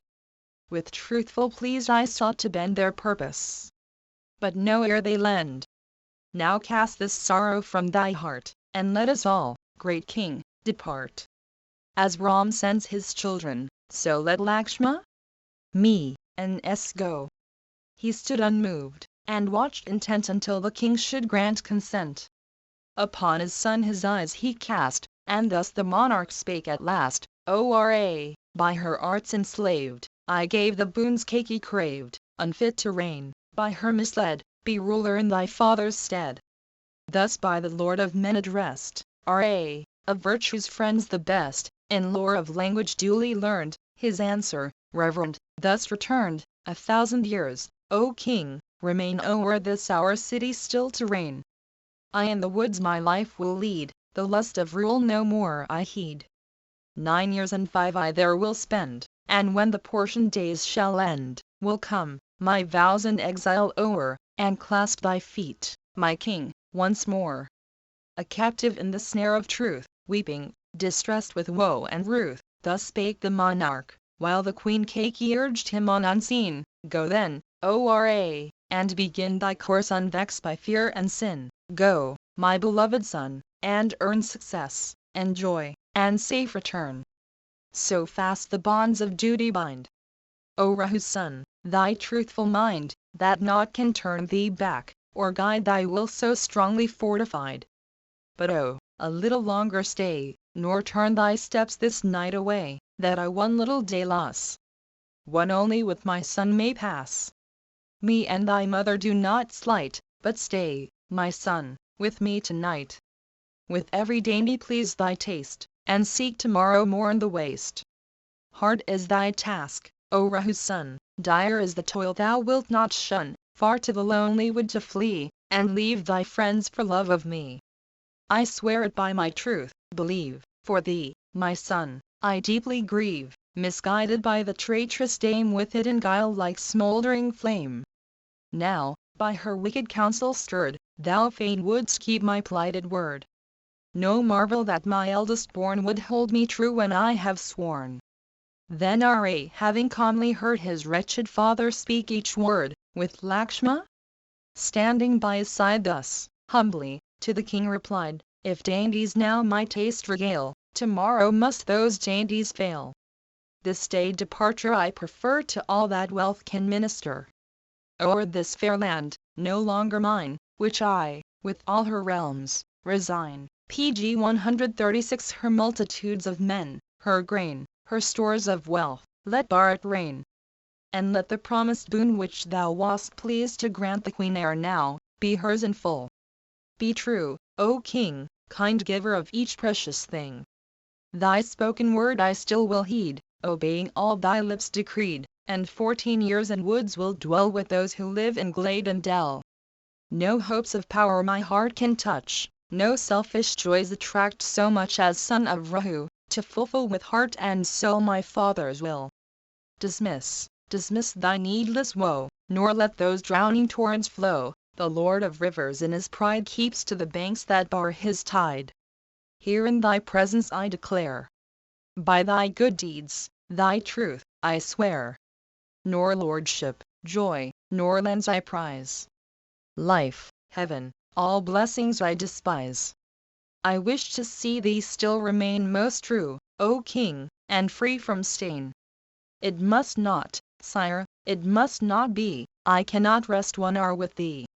Then bring this sorrow to an end, for naught my settled will can bend. I gave a pledge that binds me to and to that pledge I still am true. Kaki bade me speed away, she prayed me, and I answered yea. Pine not for me, and weep no more. The wood for us has joy in store, filled with the wild deer's peaceful herds and voices of 1,000 birds.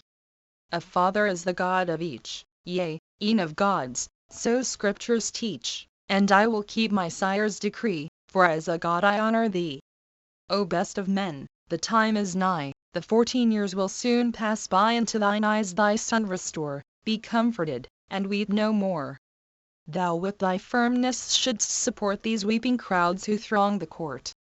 Then why, O chief of high renown, so troubled, and thy soul cast down? Canto XXXV. Kaki reproached. Wild with the rage he could not calm, Sumantra, grinding palm on palm, his head in quick impatience shook, and sighed with woe he could not brook. He gnashed his teeth, his eyes were red, from his changed face the color fled. In rage and grief that knew no law, the temper of the king he saw. With his word arrows swift and keen he shook the bosom of the queen. With scorn, as though its lightning stroke would blast her body, thus he spoke: Thou, who, of no dread sin afraid, hast Asaratha's self betrayed, Lord of the world, whose might sustains each thing that moves or fixed remains, what direr crime is left thee now? Death to thy lord and house art thou, whose cruel deeds the king distress, Mahendra's peer in mightiness, firm as the mountains rooted steep, enduring as the ocean's deep. Despise not Asaratha, he is a kind lord and friend to thee. A loving wife in worth outruns the mother of 10,000,000 sons. Kings, when their sires have passed away, succeed by birthright to the sway. Ikshvu's son still rules the state, yet thou this rule wouldst violate. Yea, let thy son, Kaki, reign, let Bharat rule his sire's domain. Thy will, O queen, shall none oppose, we all will go where Ra goes. No Br man, scorning thee, will rest within the realm thou governest, but all will fly indignant hence, so great thy trespass and offence. I marvel, when thy crime I see, earth yawns not quick to swallow thee. And that the Br man saints prepare no burning scourge thy soul to scare, with cries of shame to smite thee, bent upon our Ra's banishment. The mango tree with axes fell, and tend instead the neem tree well, still watered with all care the tree will never sweet and pleasant be. Thy mother's faults to thee descend, and with thy borrowed nature blend. True as the ancients saw, the neem can ne'er distill a honeyed stream. Taught by the tale of long ago thy mother's hateful sin we know. A bounteous saint, as all have heard, a boon upon thy sire conferred, and all the eloquence revealed that fills the wood, the flood, the field. No creature walked, or swam, or flew, but he its varied language knew.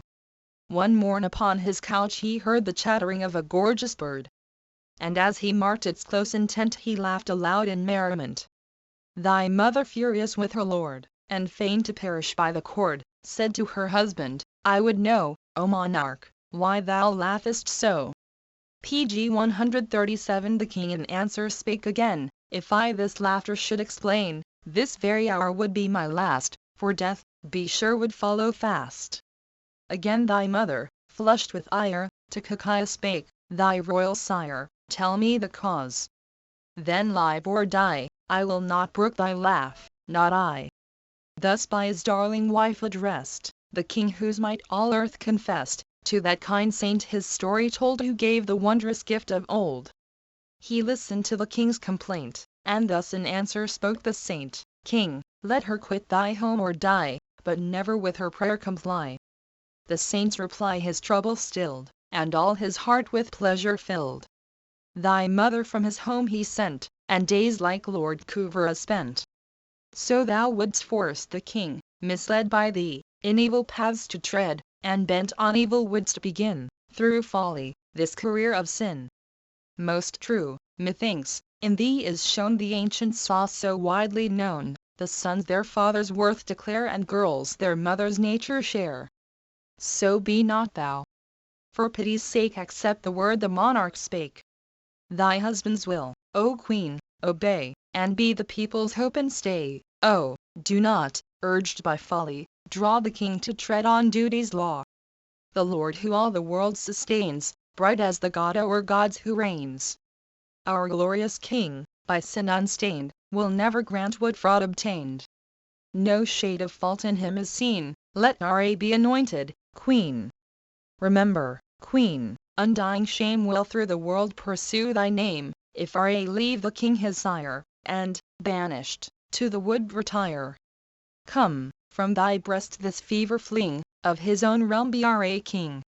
None in this city e'er can dwell to tend and love thee half so well. When Ra sits in royal place, true to the custom of his race, our monarch of the mighty bow a hermit to the woods will go. 310 Sumatra thus, palm joined to palm, poured forth his words of bane and balm, with keen reproach, with pleading kind, striving to move Keki's mind. In vain he prayed, in vain reproved, she heard unsoftened and unmoved. Nor could the eyes that watched her view one yielding look, one change of hue. Canto XXXVISIDDHTH's speech.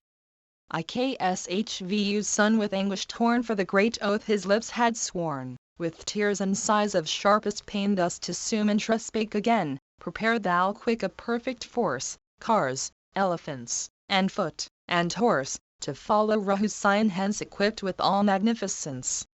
Let traders with the wealth they sell, and those who charming stories tell, and dancing women fair of face, the prince's ample chariots grace. On all the train who throng his courts, and those who share his manly sports, great gifts of precious wealth bestow, and bid them with their master go. Let noble arms, and many a wain, and townsmen swell the prince's train. And hunters best for woodland skill their places in the concourse fill. While elephants and deer he slays, drinking wood honey as he strays, and looks on streams each fairer yet, his kingdom he may chance forget. Let all my gold and wealth of corn with Ra to the wilds be borne. For it will soothe the exile's lot to sacrifice in each pure spot, deal ample largesse forth, and meet each hermit in his calm retreat. The wealth shall Ra with him bear, yet he shall be Bharat's share. As thus Kakutsa's offspring spoke, fear in Keki's breast awoke. The freshness of her face was dried, her trembling tongue was terror-tied. Alarmed and sad, with bloodless cheek, she turned to him and scarce could speak. Nay, sire, but Bharat shall not gain an empty realm where none remain. My Bharat shall not rule a waste reft of all sweets to charm the taste the wine cup's dregs, all dull and dead, whence the light foam and life are fled. Thus in her rage the long-eyed dame spoke her dire speech untouched by shame. PG 138 Then, answering, Dasaratha spoke, Why, having bowed me to the yoke, dost thou, most cruel, spur and goad me who am struggling with the load? Why didst thou not oppose at first this hope, vile queen, so fondly nursed? Scarce could the monarch's angry speech the ears of the fair lady reach, when thus, with double wrath inflamed, Keki to the king exclaimed, Sagar, from whom thy line is traced, drove forth his eldest son disgraced, called Asaman, whose fate we know, thus should thy son to exile go. Fie on thee, dame! The monarch said. Each of her people bent his head, and stood in shame and sorrow mute, she marked not, bold and resolute. Then great Siddhth, inflamed with rage, the good old counsellor and sage on whose wise rede the king relied, to Queen Keki thus replied, but Asaman the cruel laid his hands on infants as they played, cast them to Sarj's flood, and smiled for pleasure when he drowned a child. 311 The people saw, and, furious, sped straight to the king his sire and said, Choose us, O glory of the throne, choose us, or Asaman alone. Whence comes this dread? The monarch cried. And all the people thus replied, In folly, king, he loves to lay fierce hands upon our babes at play, casts them to Sarj's flood and joys to murder our bewildered boys. With heedful ear the king of men heard each complaining citizen. To please their troubled minds he strove, and from the state his son he drove. With wife and gear upon a car he placed him quick, and sent him far. And thus he gave commandment, he shall all his days an exile be. with basket and with plough he strayed o'er mountain heights, through pathless shade, roaming all lands a weary time, an outcast wretch defiled with crime. Sagar, the righteous path who held, his wicked offspring thus expelled. But what has Ra done to blame? Why should his sentence be the same? No sin his stainless name can dim. We see no fault at all in him. Pure as the moon, no darkening blot on his sweet life has left a spot. If thou canst see one fault, e'en one, to dim the fame of Rahu's son, that fault this hour, O lady, show, and Ra to the wood shall go. To drive the guiltless to the wild, truth's constant lover, undefiled, would, by defiance of the right, the glory e'en of Indra blight. Then cease, O lady, and dismiss thy hope to ruin Ra's bliss, or all thy gain, O fair of face, will be men's hatred and disgrace. Canto XXXVII. The Coats of Bark. Thus spake the virtuous sage, and then Ra addressed the king of men. In laws of meek behavior bred, thus to his sire he meekly said, King, I renounced all earthly care, and live in woods on woodland fair. What, dead to joys, have I to do with lordly train and retinue? Who gives his elephant and yet upon the girths his heart will set? How can a court attract his eyes who gives away the nobler prize? Best of the good, with me be led no host, my king with banners spread. All wealth, all lordship I resign, the hermit's dress alone be mine. Before I go, have here conveyed a little basket and a spade. With these alone I go, content, for 14 years of banishment. With her own hands Kaki took the hermit coats of bark, and, look, she cried with bold unblushing brow before the concourse, dress thee now. That lion leader of the brave took from her hand the dress she gave, cast his fine raiment on the ground, pg 139 and round his waist the vesture bound. Then quick the hero Lakshma to his garment from his shoulders threw, and, in the presence of his sire, endued the ascetic's rough attire. But in her silks arrayed, threw glances, trembling and afraid, on the bark coat she had to wear, like a shy doe that eyes the snare. Ashamed and weeping for distress from the queen's hand she took the dress. The fair one, by her husband's side who matched heaven's minstrel monarch, 312 cried, how bind they on their woodland dress, those hermits of the wilderness? There stood the pride of Yannick's race perplexed, with sad appealing face. One coat the lady's fingers grasped, one round her neck she feebly clasped, but failed again, confused by the wild garb she ne'er had used. Then quickly hastening Ra, pride of all who cherish virtue, tied the rough bark mantle on her, o'er the silken raiment that she wore. Then the sad women when they saw Ra the choice bark round her draw, rained water from each tender eye, and cried aloud with bitter cry, Oh, not on her, beloved, not on us falls thy mournful lot. If, faithful to thy father's will, thou must go forth, leave us still. Let us still remaining here our hearts with her loved presence cheer. With Lakshma by thy side to aid seek thou, dear son, the lonely shade. Unmeet, one good and fair as she should dwell in woods a devotee. Let not our prayers be prayed in vain, let beauteous yet remain. For by thy love of duty tied thou wilt not here thyself abide. Then the king's venerable guide Vasish, when he saw each coat enclose the lady's waist and throat, her zeal with gentle words repressed, and Queen Kaki thus addressed, O evil-hearted sinner, shame of royal Kakai's race and name, who matchless in thy sin couldst cheat thy lord the king with vile deceit. Lost to all sense of duty, no to exile shall not go. Shall guard, as 'twere her own, the precious trust of Ra's throne. Those joined by wedlock sweet control have but one self and common soul. Thus shall our empress be, for Ra's self and soul is she. Or if she still to Ra cleave and for the woods the kingdom leave, if not her loving heart deter, we in this town will follow her. The warders of the queen shall take their wives and go for Ra's sake, the nation with its stores of grain, the city's wealth shall swell his train. Bharat, Citruna both will wear bark mantles, and his lodging share, still with their elder brother dwell in the wild wood, and serve him well. Rest here alone, and rule thy state unpeopled, barren, desolate. Be empress of the land and trees, thou sinner whom our sorrows please. The land which Ra reigns not o'er shall bear the kingdom's name no more, the woods which Ra wanders through shall be our home and kingdom too.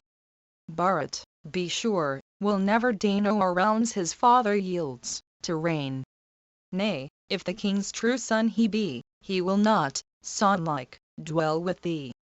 Nay, shouldst thou from the earth arise, and send thy message from the skies, to his forefathers' custom true no erring course would he pursue. So hast thou, by thy grievous fault, offended him thou wouldst exalt. In all the world none draws his breath who loves not Ra, true to death. This day, O Queen, shalt thou behold birds, deer, and beasts from lea and fold turn to the woods in Ra's strain. And naught save longing trees remain. Cantos I care for causally then when the people wroth and sad saw us in bark vesture clad, the wedded, like some widowed thing, they cried out, shame upon thee, King. Grieved by their cry and angry look the Lord of earth at once forsook all hope in life that still remained, in duty, self, and fame unstained. Ikshvu's son with burning sighs on Queen Kaki bent his eyes, and said, but S must not flee in garments of a devotee. My holy guide has spoken truth, unfit is she in tender youth, pg 140 so gently nurtured, soft and fair, the hardships of the wood to share. How has she sinned, devout and true, the noblest monarch's child, that she should garb of bark and dew and journey to the wild? That she should spend her youthful days amid a hermit band, like some poor mendicant who strays sore troubled, through the land? Ah, let the child of Yannick throw her dress of bark aside, and let the royal lady go with royal wealth supplied. Not such the pledge I gave before, unfit to linger here, the oath, which I the sinner swore is kept, and leaves her clear.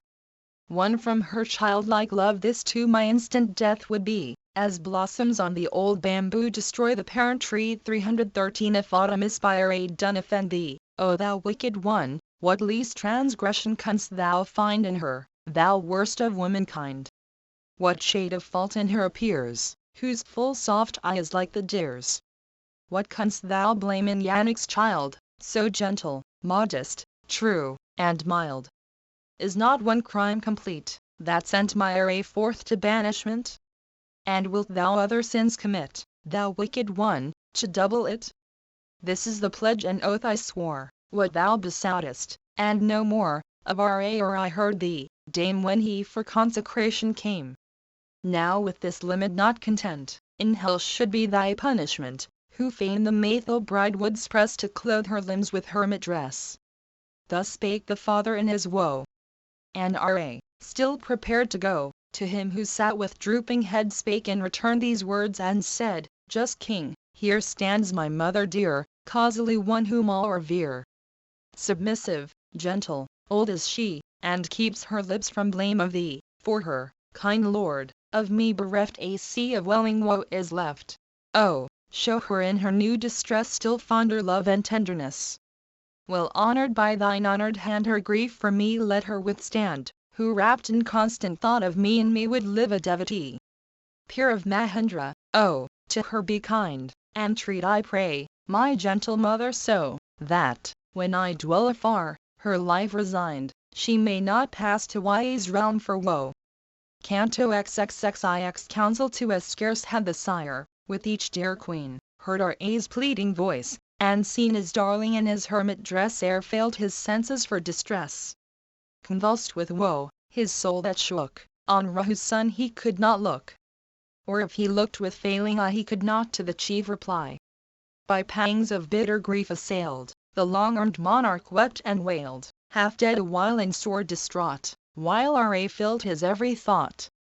This hand of mine in days ere now has reft her young from many a cow, or living things has idly slain, hence comes, I ween, this hour of pain. Not till the hour is come to die can from its shell the spirit fly. Death comes not, and Kaki still torments the wretch she cannot kill, who sees his son before him quit the fine soft robes his rank that fit, and, glorious as the burning fire, in hermit garb his limbs attire. Now all the people grieve and groan through Queen Kake's deed alone, who, having dared this deed of sin, strives for herself the gain to win. He spoke. With tears his eyes grew dim, his senses all deserted him. He cried, "O-R-A!" once, then weak and fainting could no further speak. Unconscious there he lay, at length regathering his sense and strength, while his full eyes their torrents shed. To wise Sumantra thus he said, "Yoke the light car, and hither lead fleet coursers of the noblest breed, and drive this heir of lofty fate beyond the limit of the state.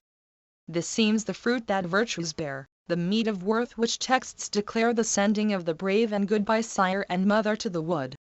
He heard the monarch, and obeyed, with ready feet that ne'er delayed, and brought before the palace gate the horses and the car of state. Then to the monarch's son he sped, and raising hands of reverence said, PG 141, that the light car which gold made fair, with best of steeds, was standing there.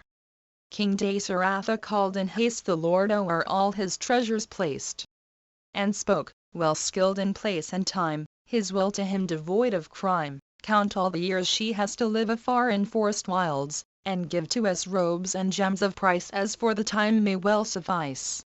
Quick to the treasure room he went, charged by that king most excellent, brought the rich stores, and gave them all to us in the monarch's hall. The Maythil dame of high descent received each robe and ornament, and tricked those limbs, whose lines foretold high destiny, with gems and gold. So well adorned, so fair to view, a glory through the hall she threw, so, when the Lord of Light upsprings, his radiance o'er the sky he flings. Then Queen Kausali spake at last, with loving arms about her cast, pressed lingering kisses on her head, and to the high-souled lady said, "Ah, in this faithless world below, when dark misfortune comes and woe, wives, loved and cherished every day, neglect their lords and disobey. Yes, woman's nature still is this, after long days of calm and bliss, when some light grief her spirit tries, she changes all her love, or flies. Young wives are thankless, false in soul, with roving hearts that spurn control, brooding on sin and quickly changed, in one short hour their love estranged. Not glorious deed or lineage fair, not knowledge, gift, or tender care and chains of lasting love can bind a woman's light and constant mind. But those good dames who still maintain what right, truth, scripture, rule ordain, no holy thing in their pure eyes with one beloved husband vies. Nor let thy lord, my son, condemned to exile, be by thee contemned, for be he poor or wealthy, he is as a god, dear child, to thee." When as heard Kausalia's speech her duty and her gain to teach, she joined her palms with reverent grace and gave her answer face to face, "All will I do, forgetting naught, which thou, O honored queen, hast taught. I know, have heard, and deep have stored the rules of duty to my lord. Not me, good queen, shouldst thou include among the faithless multitude. Its own sweet light the moon shall leave ere I to duty cease to cleave. The stringless lute gives forth no strain, the wheelless car is urged in vain. No joy a lordless dame, although blessed with 100 sons, can know. From father, brother, and from son a measured share of joy is won, who would not honor, love, and bless her lord, whose gifts are measureless. Thus trained to think, I hold in awe Scripture's command and duty's law. Him can I hold in slight esteem? Her lord is woman's god, I deem." Kausali heard the lady's speech, nor failed those words her heart to reach. Then, pure in mind, she gave to flow the tear that sprang of joy and woe. Then duteous R.A. Ford came and stood before the honored dame, and joining reverent hands addressed the queen in rank above the rest, "O mother, from these tears refrain. Look on my sire and still thy pain. To thee my days afar shall fly as if sweet slumber closed thine eye, and 14 years of exile seem to thee, dear mother, like a dream. On me returning safe and well, girt by my friends, thine eyes shall dwell." Thus for their deep affection's sake the hero to his mother spake, then to the half 702 wives of his sire, paid reverence due. Thus Dasaratha's son addressed that crowd of matrons sore distressed, if from these lips, while here I dwelt, one heedless taunt you e'er have felt, forgive me, pray. And now adieu, I bid good-bye to all of you. Then straight, like curlews' cries, up went the voices of their wild lament, while, as he bade farewell, the crowd of royal women wept aloud, and through the ample hall's extent, where erst the sound of tabor, blent with drum and shrill-toned instrument, in joyous concert rose, now rang the sound of wailing high, the lamentation and the cry, the shriek, the choking sob, the sigh that told the lady's woes. Canto XLRA's departure. Then R.A.'s Lakshma bent at the king's feet, and sadly went PG 142 round him with slow steps reverent. When R.A. of the duteous heart had gained his sire's consent to part, with est by his side he paid due reverence to the queen dismayed. And Lakshma, with affection meet, bowed down and clasped his mother's feet. Sumitra viewed him as he pressed her feet, and thus her son addressed, neglect not R.A. wandering there, but tend him with thy faithful care. In hours of wealth, in time of woe, him, sinless son, thy refuge know. From this good law the just ne'er swerve, that younger sons the eldest serve, and to this righteous rule incline all children of thine ancient line freely to give, reward each right, nor spare their bodies in the fight. Let R.A. Dasaratha be, look upon us as on me, and let the cot wherein ye dwell be thine Yadhi fare thee well. Her blessing thus Sumitra gave to him whose soul to R.A. clave, exclaiming, when her speech was done, go forth, O Lakshma. Go, my son. Go forth, my son, to win success, high victory and happiness. Go forth thy foeman to destroy, and turn again at last with joy. As Emali his charioteer speaks for the Lord of gods to hear, Sumitra, palm to palm applied, in reverence trained, to R.A. cried, O famous prince, my car ascend, may blessings on thy course attend, and swiftly shall my horses flee and place thee where thou biddest me. The 14 years thou hast to stay far in the wilds, begin today. For Winkaki cries, away. Then best of womankind, ascended, with a tranquil mind, soon as her toilet task was done, that chariot brilliant as the sun. R.A. and Lakshma, true and bold, sprang on the car adorned with gold. The king those years had counted o'er, and given us robes and store of precious ornaments to wear when following her husband there.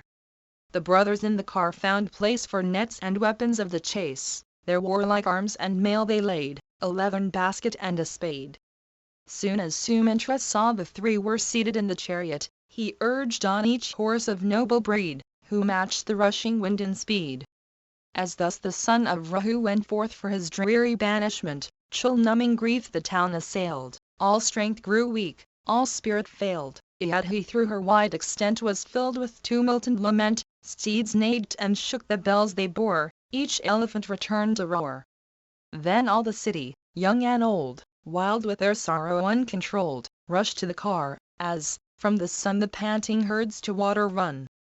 Before the car, behind, they clung, and there as eagerly they hung, with torrents streaming from their eyes, called loudly with repeated cries, listen, Sumitra, draw thy rein.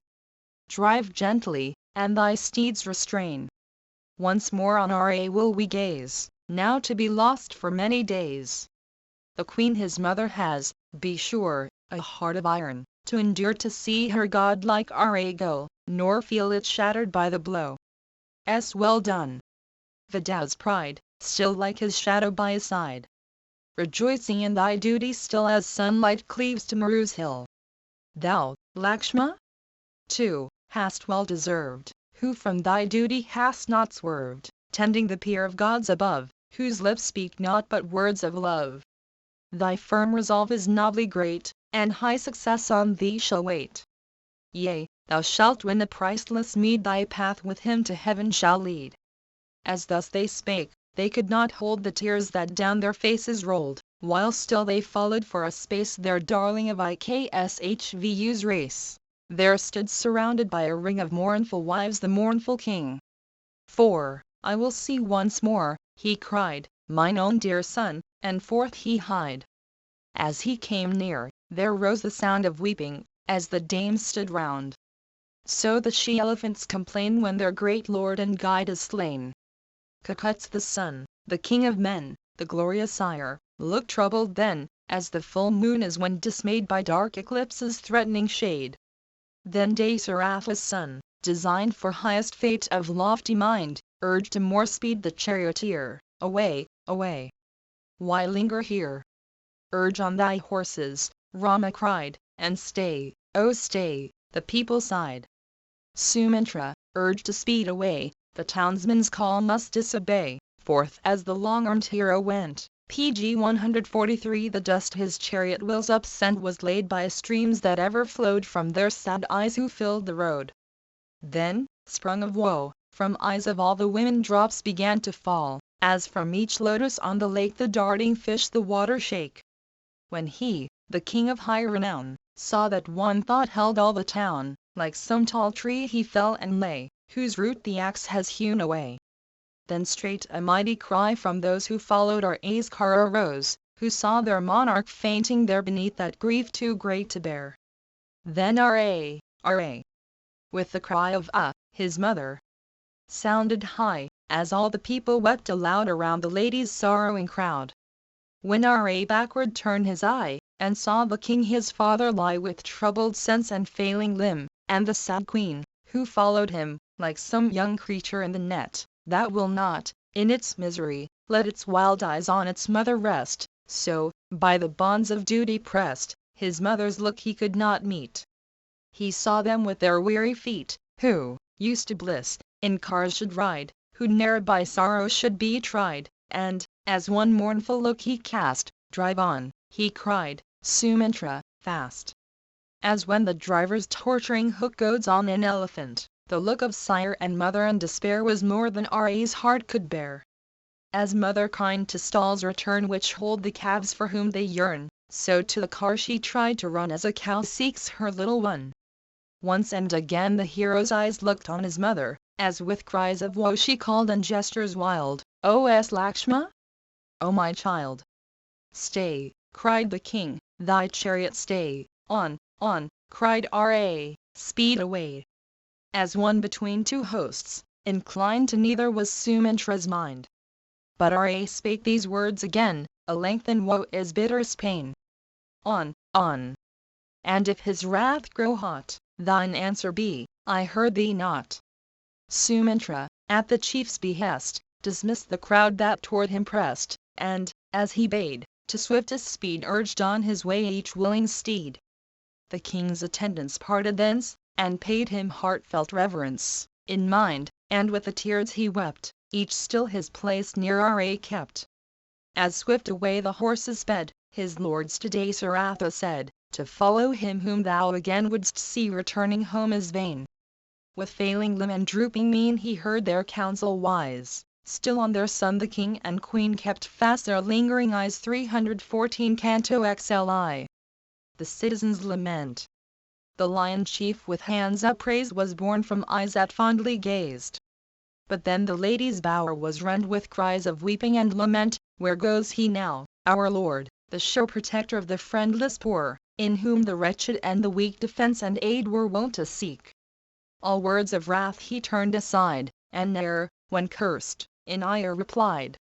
He shared his people's woe, and still the troubled breast which rage had filled. Our chief, on lofty thoughts intent, in glorious fame preeminent, as on his own dear mother, thus he ever looked on each of us. Where goes he now? His sire's behest, by Queen Kake's guile distressed, has banished to the forest hence him who was all the world's defense.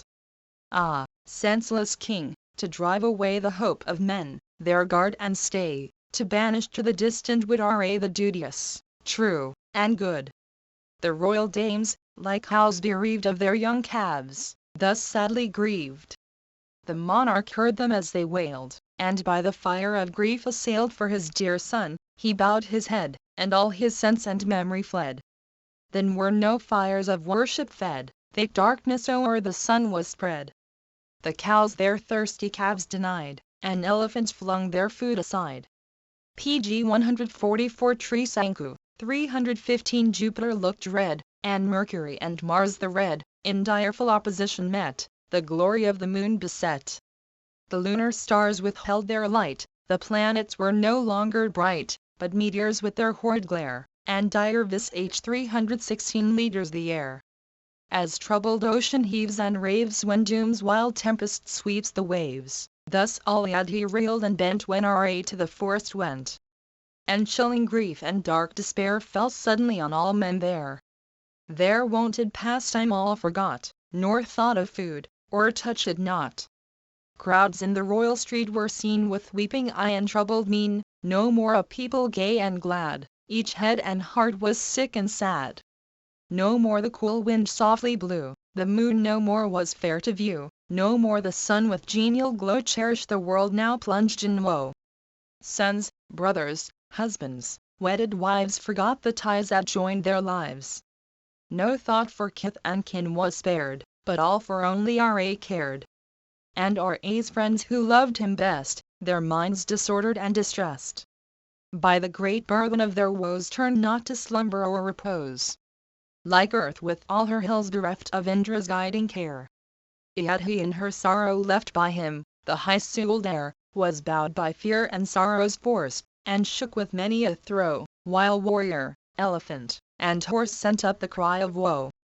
Canto XLII. De Serapha's Lament. While yet the dust was seen afar that marked the course of Ra's car, the glory of IKSHVU's race turned not away his eager face. While yet his duteous son he saw, he could not once his gaze withdraw, but rooted to the spot remained with eyes that after Ra strained. But when that dust no more he viewed, fainting he fell by grief subdued. To his right hand causally went, and ready aid the lady lent, while Bharat's loving mother tried to raise him on the other side. The king, within whose ordered soul justice and virtue held control, to Queen Kaiki turned and said, with every sense disquieted, "Touch me not, thou whose soul can plot all sin. Kaiki, touch me not. No loving wife, no friend to me, I ne'er again would look on thee. Ne'er from this day have aught to do with thee and all thy retinue.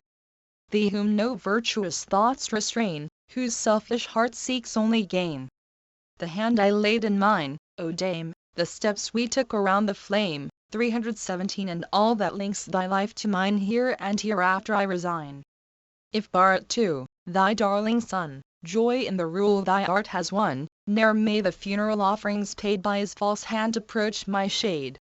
Then while the dust upon him hung, the monarch to Kausali clung, and she with mournful steps and slow turned to the palace, worn with woe. As one whose hand has touched the fire, or slain a bear man in his ire, he felt his heart with sorrow torn, still thinking of his son forlorn. Each step was torture, as the road the traces of the chariot showed, and as the shadowed sun grows dim so care and anguish darkened him. He raised a cry, by woe distraught, as of his son again he thought. And judging that the car had sped beyond the city, thus he said, "I still behold the footprints made by the good horses that conveyed my son afar, these marks I see, but high-souled Ra, where is he? Ah me, my son, my first and best, on pleasant couches wont to rest, with limbs perfumed with sandal, fanned by many a beauty's tender hand, where will he lie with log or stone beneath him for a pillow thrown, to leave at morn his earthy bed, neglected, and with dust o'erspread, as from the flood with sigh and pant comes forth a husband elephant? The men who make the woods their homes shall see the long-armed hero roam roused from his bed, though lord of all, in semblance of a friendless thrall. Yannick's dear child, who ne'er has met PG 145 with aught save joy and comfort yet, will reach today the forest, worn and wearied with the brakes of thorn. Ah, gentle girl, of woods unskilled, how will her heart with dread be filled at the wild beasts deep roaring there, whose voices lift the shuddering hair. Kaiki, glory in thy gain, and, widow queen, begin to reign. No will, no power to live have I when my brave son no more is nigh." Thus pouring forth laments, the king, girt by the people's crowded ring, entered the noble bower like one new bathed when funeral rites are done. where'er he looked naught met his gaze but empty houses, courts, and ways. Closed were the temples, countless feet no longer trod the royal street, and thinking of his son he viewed men weak and worn and woe-subdued. As sinks the sun into a cloud, so passed he on, and wept aloud, within that house no more to be the dwelling of the banished three, brave Ra, his Vedan bride, and Lakshma? By his brother's side, like broad still waters, when the king of all the birds that ply the wing has swooped from heaven and borne away the glittering snakes that made them gay. With choking sobs and voice half spent the king renewed his sad lament, with broken utterance faint and low scarce could he speak these words of woe, my steps to Ra's mother guide, and place me by Kausalia's side, there, only there my heart may know some little respite from my woe. The warders of the palace led the monarch, when his words were said, to Queen Kausalia's bower, and there laid him with reverential care. But while he rested on the bed still was his soul disquieted. In grief he tossed his arms on high lamenting with a piteous cry, O Ra, Ra, thus said he, my son, thou hast forsaken me. High bliss awaits those favored men left living in Yadhi then, whose eyes shall see my son once more returning when the time is o'er. Then came the night, whose hated gloom fell on him like the night of doom.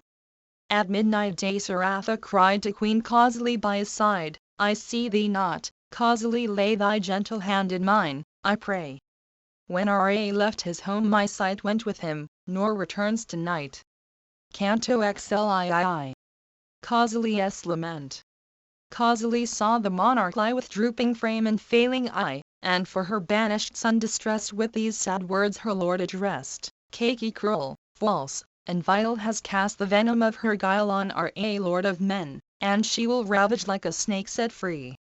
And more my soul alarm, like a dire serpent bent on harm, for triumph crowns each dark intent, and Ra to the wild is sent.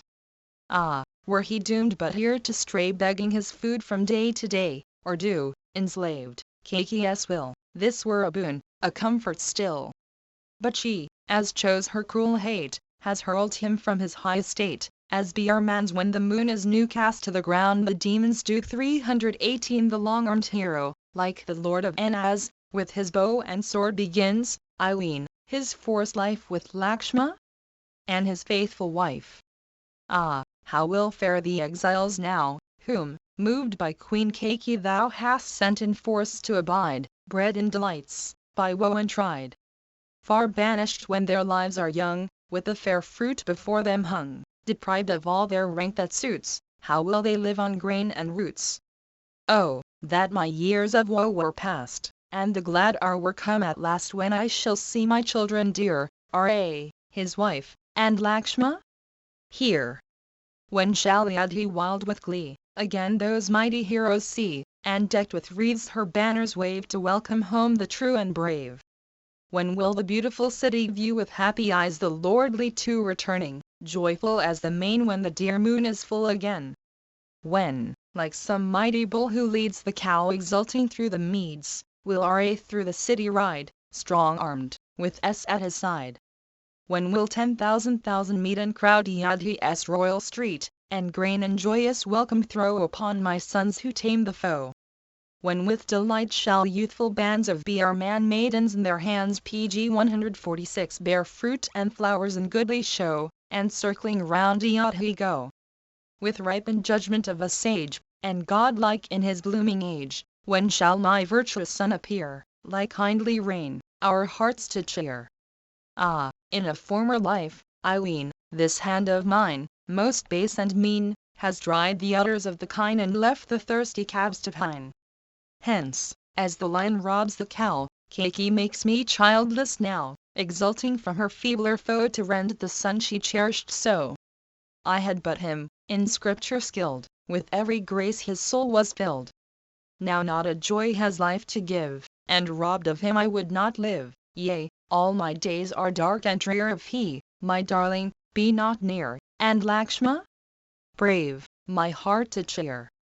As for my son I mourn and yearn, the quenchless flames of anguish burn and kill me with the pain, As in the summer's noontide blaze the glorious day God with his rays consumes the parching plain.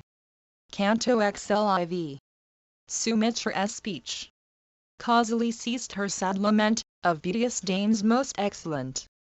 Sumitra who to duty clave, in righteous words this answer gave: Dear Queen, all noble virtues grace thy son, of men the first in place.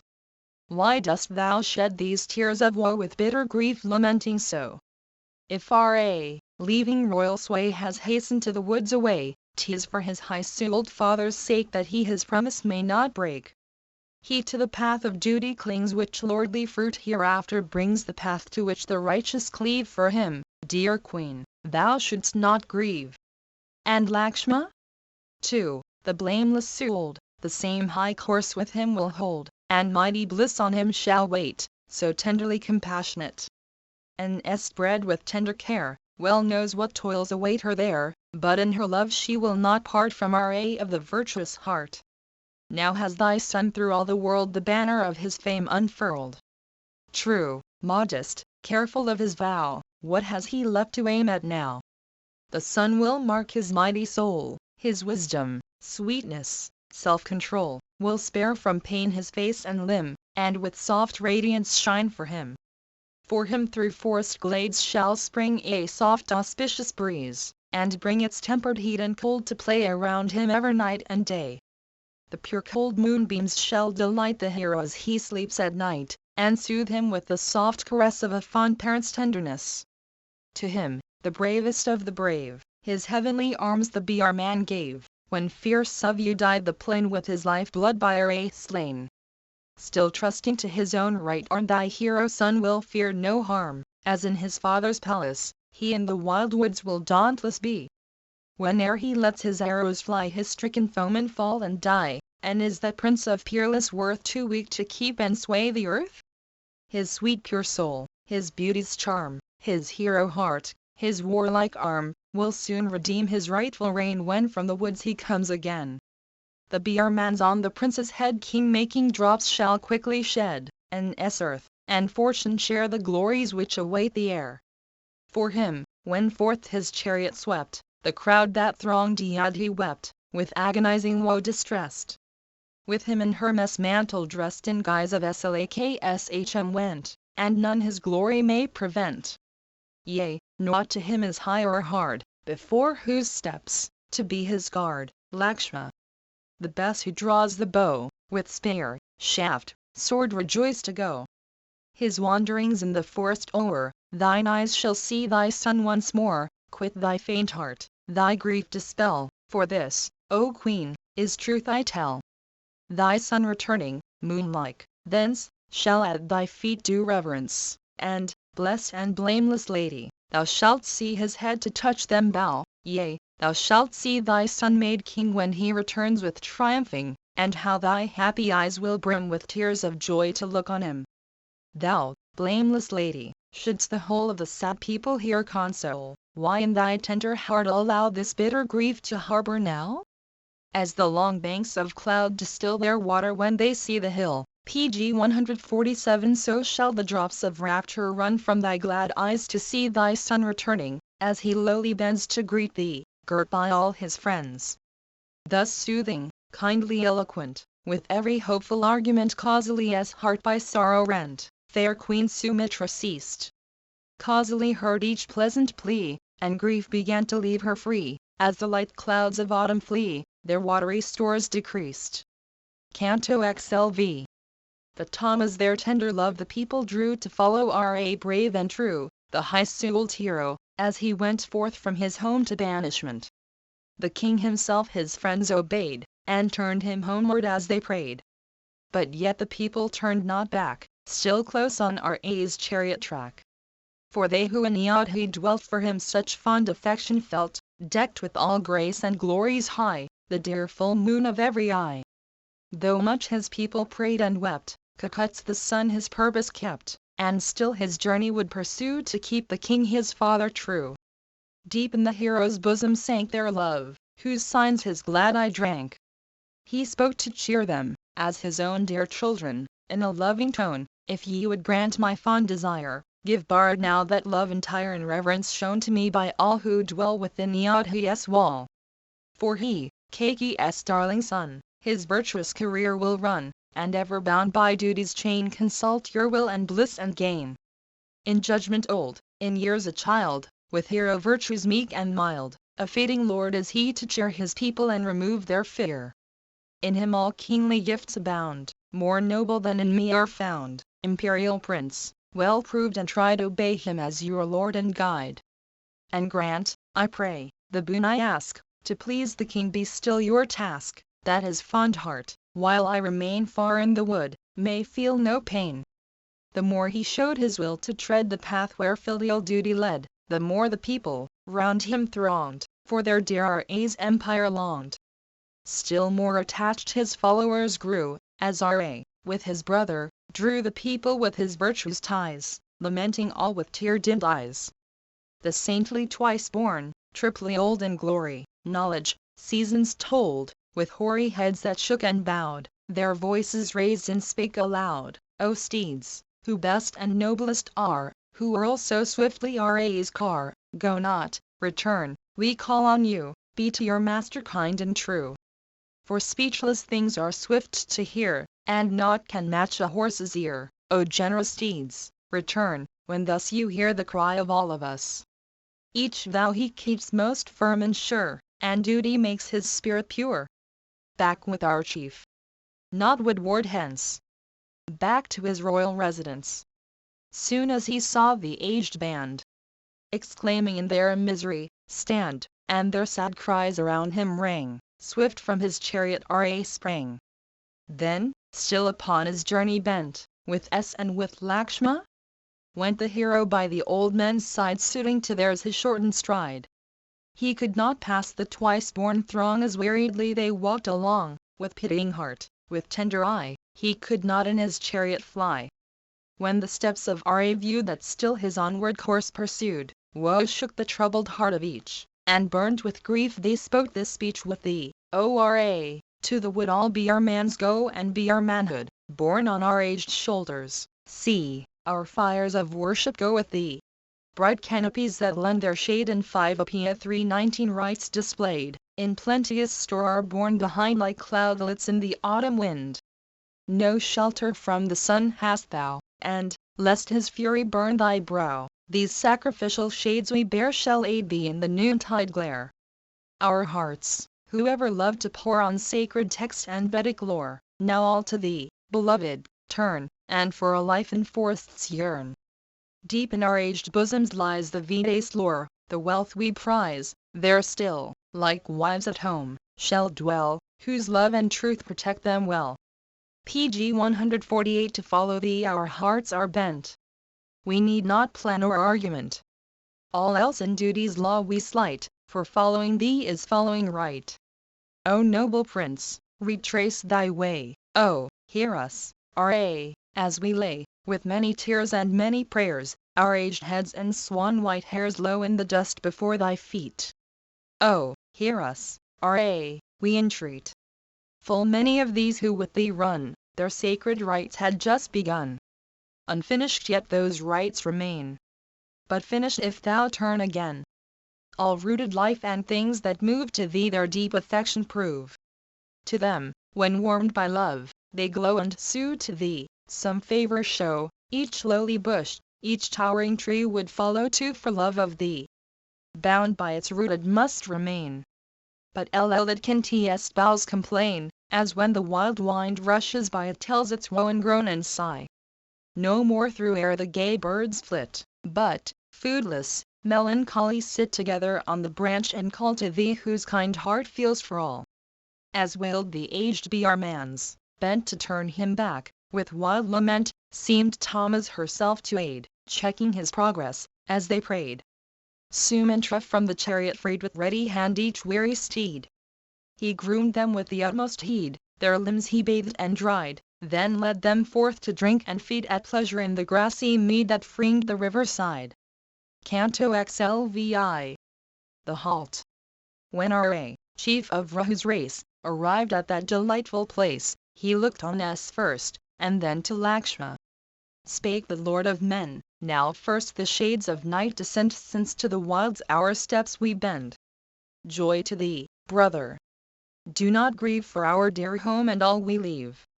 The woods unpeopled seem to weep around us, as their tenants creep or fly to lair and den and nest, both bird and beast, to seek the rest. Methinks Yadhi's royal town, where dwells my sire of high renown, with all her men and dames tonight will mourn us vanished from their sight. For, by his virtues won, they cling in fond affection to their king, and thee and me, O brave and true, and Bard and Citrina too. I for my sire and mother feel deep sorrow o'er my bosom steal, lest mourning us, oppressed with fears, they blind their eyes with endless tears. Yet Bard's studious love will show sweet comfort in their hours of woe, and with kind words their hearts sustain, suggesting duty, bliss, and gain. I mourn my parents now no more, I count dear Bard's virtues o'er, and his kind love and care dispel the doubts I had, and all is well. And thou thy duty wouldst not shun, and, following me, hast nobly done. Else, bravest, I should need a band around my wife as guard to stand. On this first night, my thirst to slake, some water only will I take. Thus, brother, thus my will decides, though varied store the wood provides. Thus having said to Lakshma, he addressed in turn Sumantra, be most diligent tonight, my friend, and with due care thy horses tend. The sun had set, Sumantra tied his noble horses side by side, gave store of grass with liberal hand, and rested near them on the strand. Each paid the holy evening rite, and when around them fell the night, the charioteer, with Lakshma's aid, a lowly bed for Ra laid. To Lakshma Ra bade adieu, and then by S.'s side he threw his limbs upon the leafy bed their care upon the bank had spread. When Lakshma saw the couple slept, still on the strand his watch he kept, still with Sumantra there conversed, and Ra's varied gifts rehearsed. All night he watched, nor sought repose, till on the earth the sun arose, with him Sumantra stayed awake, and still of Ra's virtues spake. Thus, near the river's grassy shore which herds unnumbered wandered o'er, repose, untroubled, Ra found, and all the people lay around. The glorious hero left his bed, looked on the sleeping crowd, and said to Lakshma, whom each lucky line marked out for bliss with surest sign, O brother Lakshma, look on these reclining at the roots of trees. All care of house and home resigned, caring for us with heart and mind. These people of the city yearn PG 149 to see us to our home return, to quit their lives will they consent, but never leave their firm intent. Come, while they all unconscious sleep, let us upon the chariot leap, and swiftly on our journey speed where not our progress may impede, that these fond citizens who roam far from IKSHVU's ancient home, no more may sleep neath bush and tree, following still for love of me. A prince with tender care should heal the self-brought woes his people feel, and never let his subjects share the burden he is forced to bear. Then Lakshma to the chief replied, who stood like justice by his side, thy rede, O sage, I well commend, without delay the car ascend. Then Ra to Sumantra spoke, thy rapid steeds, I pray thee, yoke. Hence to the forest will I go, away, my lord, and be not slow. Sumantra, urged to utmost speed, yoked to the car each generous steed, and then, with hand to hand applied, he came before the chief and cried, hail, prince, whom mighty arms adorn, hail, bravest of the chariot born. With S and thy brother thou mayst mount, the car is ready now. The hero clomb the car with haste, his bow and gear within were placed, and quick the eddying flood he passed of Tamas whose waves run fast. Soon as he touched the farther side, that strong-armed hero, glorified, he found a road both wide and clear, wherein the timid nought could fear. Then, that the crowd might be misled, thus Ra to Sumantra said, speed north a while, then hasten back, returning in thy former track, that so the people may not learn the course I follow, drive and turn. Sumantra, at the chief's behest, quick to the task himself addressed. Then near to Ra came, and showed the chariot ready for the road. With S then, the princely two, who o'er the line of Rahu through a glory ever bright and new, upon the chariot stood. Sumantra fast and faster drove his horses, who in fleetness strove still onward to the distant grove, the hermit-haunted wood. Canto XLVII. The citizens return. The people, when the morn shone fair, arose to find no RA there. Then fear and numbing grief subdued the senses of the multitude. The woe-born tears were running fast as all around their eyes they cast, and sadly looked, but found no trace of RA, searching every place. Bereft of RA good and wise, with drooping cheer and weeping eyes, each woe-distracted sage gave vent to sorrow in his wild lament. Woe worth the sleep that stole our sense with its beguiling influence, that now we look in vain for him of the broad chest and stalwart limb. How could the strong-armed hero, thus deceiving all, abandon us? His people so devoted see, yet to the woods, a hermit, flee? How can he, wont our hearts to cheer, as a fond sire his children dear, how can the pride of Rahu's race fly from us to some desert place? Here let us all for death prepare, or on the last great journey fare. 320 of RA our dear Lord bereft, what profit in our lives is left? Huge trunks of trees around us lie, with root and branches sere and dry. Come let us set these logs on fire and throw our bodies on the pyre. What shall we speak?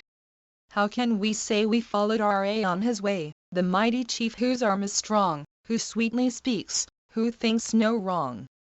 Yet his town with sorrow dumb, without our Lord will see us come, and hopeless misery will strike elder, and child, and dame alike. Forth with that peerless chief we came, whose mighty heart is aye the same. How, reft of him we love, shall we returning dare that town to see? Complaining thus with varied cry they tossed their aged arms on high, and their sad hearts with grief were wrung, like cows who sorrow for their young.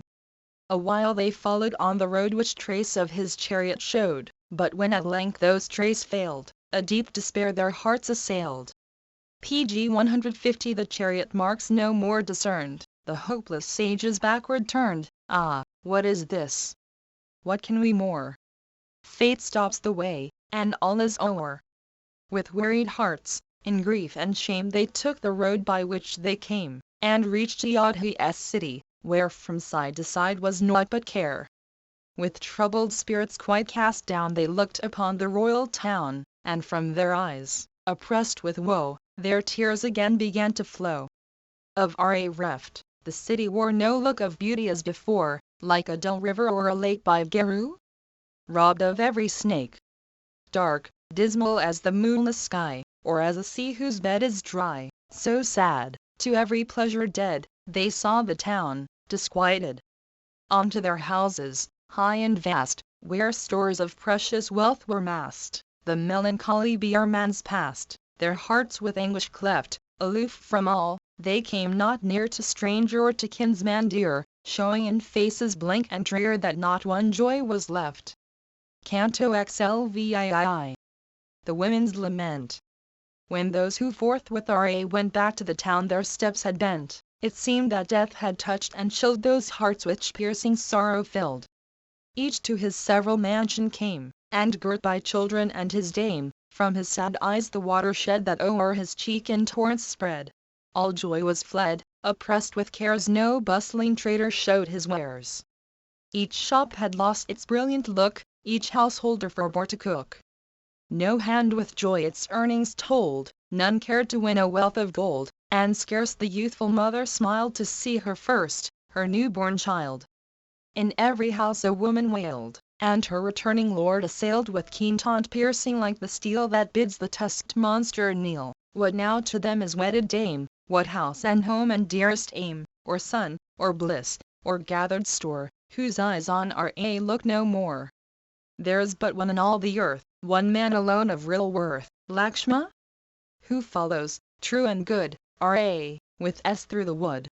Made holy for all time we deem each pool and fountain, lake and stream, if great Cucuts the sun shall choose their water for his bath to use. Each forest, dark with lovely trees, shall yearn Cucuts the sun to please. Each mountain peak and woody hill, each mighty flood and mazy rill, each rocky height, each shady grove where the blessed feet of Ra rove, shall gladly welcome with the best of all they have their honored guest. The trees that clustering blossoms bear, and bright-hued buds to gem their hair, the heart of Ra shall delight, and cheer him on the breezy height. For him the upland slopes will show the fairest root and fruit that grow, and all their wealth before him fling ere the due hour of ripening. For him each earth-upholding hill its crystal waters shall distill, and all its floods shall be displayed in many a thousand-hued cascade. Where Ra stands is naught to fear, no danger comes if he be near.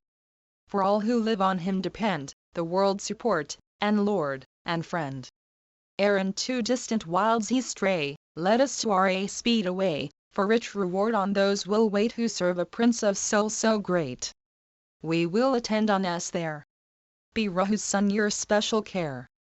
The city dames, with grief distressed, thus once again their lords addressed, Ra shall be your guard and guide, and will for us provide. For who would care to linger here, where all is sad and dark and drear? Who, mid the mourners, hope for bliss in a poor soulless town like this? If Queen Keki's treacherous sin, our Lord expelled, the kingdom win, we heed not sons or golden store, our life itself we prize no more. If she, seduced by lust of sway, her lord and son could cast away, whom would she leave unharmed, the base defiler of her royal race? We swear it by our children dear, we will not dwell as servants here. If Queen Keki lived to reign, we will not in her realm remain. Bowed down by her oppressive hand, the helpless, lordless, godless land, cursed for Keki's south guilt will fall, and swift destruction seize it all.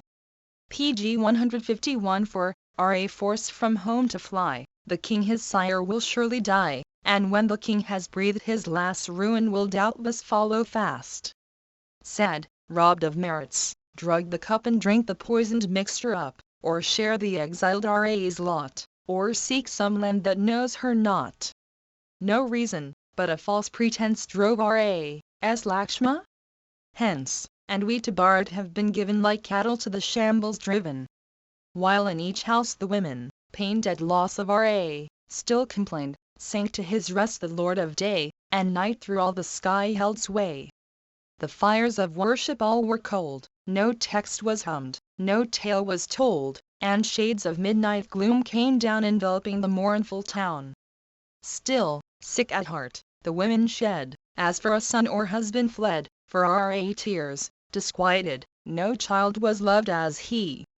And all Yadhi where the feast, music, and song, and dance had ceased, and merriment and glee, where every merchant store was closed that erst its glittering wares exposed, was like a dried up sea.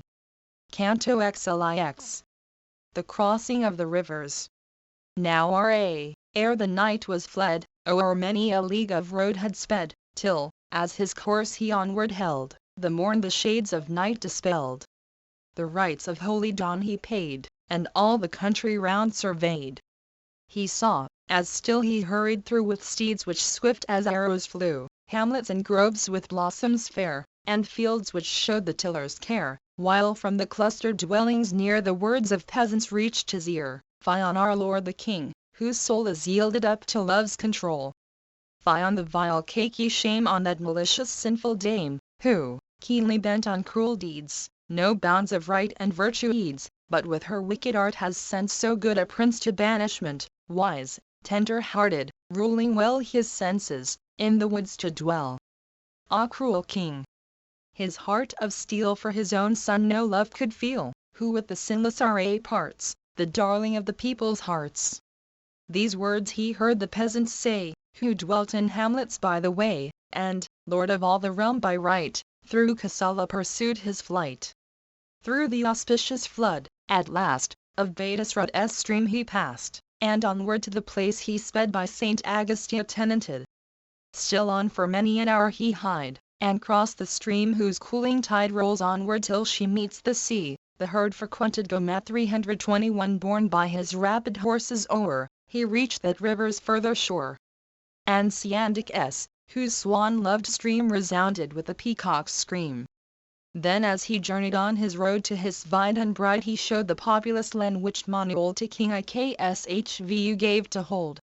The glorious prince, the lord of men, looked on the charioteer, and then voiced like a wild swan, loud and clear, he spake these words and bade him hear: "When shall I, with returning feet, my father and my mother meet? When shall I lead the hunt once more in bloomy woods on Sarj's shore? Most eagerly I long to ride, urging the chase on Sarj's side. For royal saints have seen no blame in this, the monarch's matchless game." Thus speeding on, O rest or stay, Ikshvu's son pursued his way. Oft his sweet voice the silence broke, and thus on varied themes he spoke. Canto L. The halt under the Ingad 322. So through the wide and fair extent of Kosala the hero went. Then toward Ayodhya back he gazed, and cried, with suppliant hands upraised, "Farewell, dear city, first in place, protected by Kukutsa's race, and gods, who in thy temples dwell, and keep thine ancient citadel. I from his dead my sire will free, thy well-loved towers again will see, and, coming from my wild retreat, my mother and my father meet."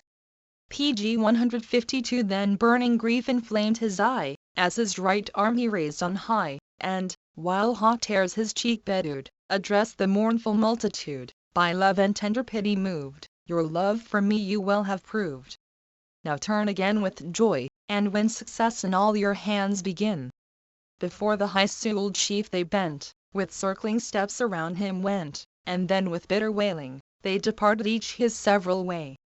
Like the great sun engulfed by night, the hero sped beyond their sight, while still the people mourned his fate and wept aloud disconsolate. The car-borne chieftain passed the bound of Kosala's delightful ground, where grain and riches bless the land, and people give with liberal hand, a lovely realm unvexed by fear, where countless shrines and stakes 323 appear, where mango groves and gardens grow, and streams of pleasant water flow, where dwells content a well-fed race, and countless kine the meadows grace, filled with the voice of praise and prayer, each hamlet worth a monarch's care. Before him 3 the gang rolled her heavenly waters bright and cold. O'er her pure breast no weeds were spread, her banks were hermit visited. The car-borne hero saw the tide that ran with eddies multiplied, and thus the charioteer addressed: "Here on the bank today we rest. Not distant from the river, see, there grows a lofty ingad with blossoms thick on every spray, there rest we, charioteer, today. I on the queen of floods will gaze, whose holy stream has highest praise, where deer, and bird, and glittering snake, god, Daitya, barred their pastime take." Sumitra, Lakshma, gave assent, and with the steeds they thither went. When Ra reached the lovely tree, with S and with Lakshma, he alighted from the car, with speed Sumitra loosed each weary steed, and, hand to hand in reverence laid, stood near to Ra in the shade. Ra's dear friend, renowned by fame, who of Nishal lineage came, Guha, the mighty chief, adored through all the land as sovereign lord, soon as he heard that Prince renowned was resting on Nisha ground, beggared by counselor and peer, and many an honored friend drew near. Soon as the monarch came in view, Ra and Lakshma toward him flew. Then Guha, at the sight distressed, his arms around the hero pressed, laid both his hands upon his head, bowed to those lotus feet, and said: "O Ra, make thy wishes known, and be this kingdom as thine own. Who, mighty armed, will ever see a guest so dear as thou to me?" He placed before him dainty fare of every flavor, rich and rare, brought forth the gift for honored guest, and thus again the chief addressed: "Welcome, dear prince, whose arms are strong. These lands and all to thee belong. Thy servants we, our lord art thou. Begin, good king, thine empire now. See, various food before thee placed, and cups to drink and sweets to taste, for thee soft beds are hither borne, and for thy horses grass and corn."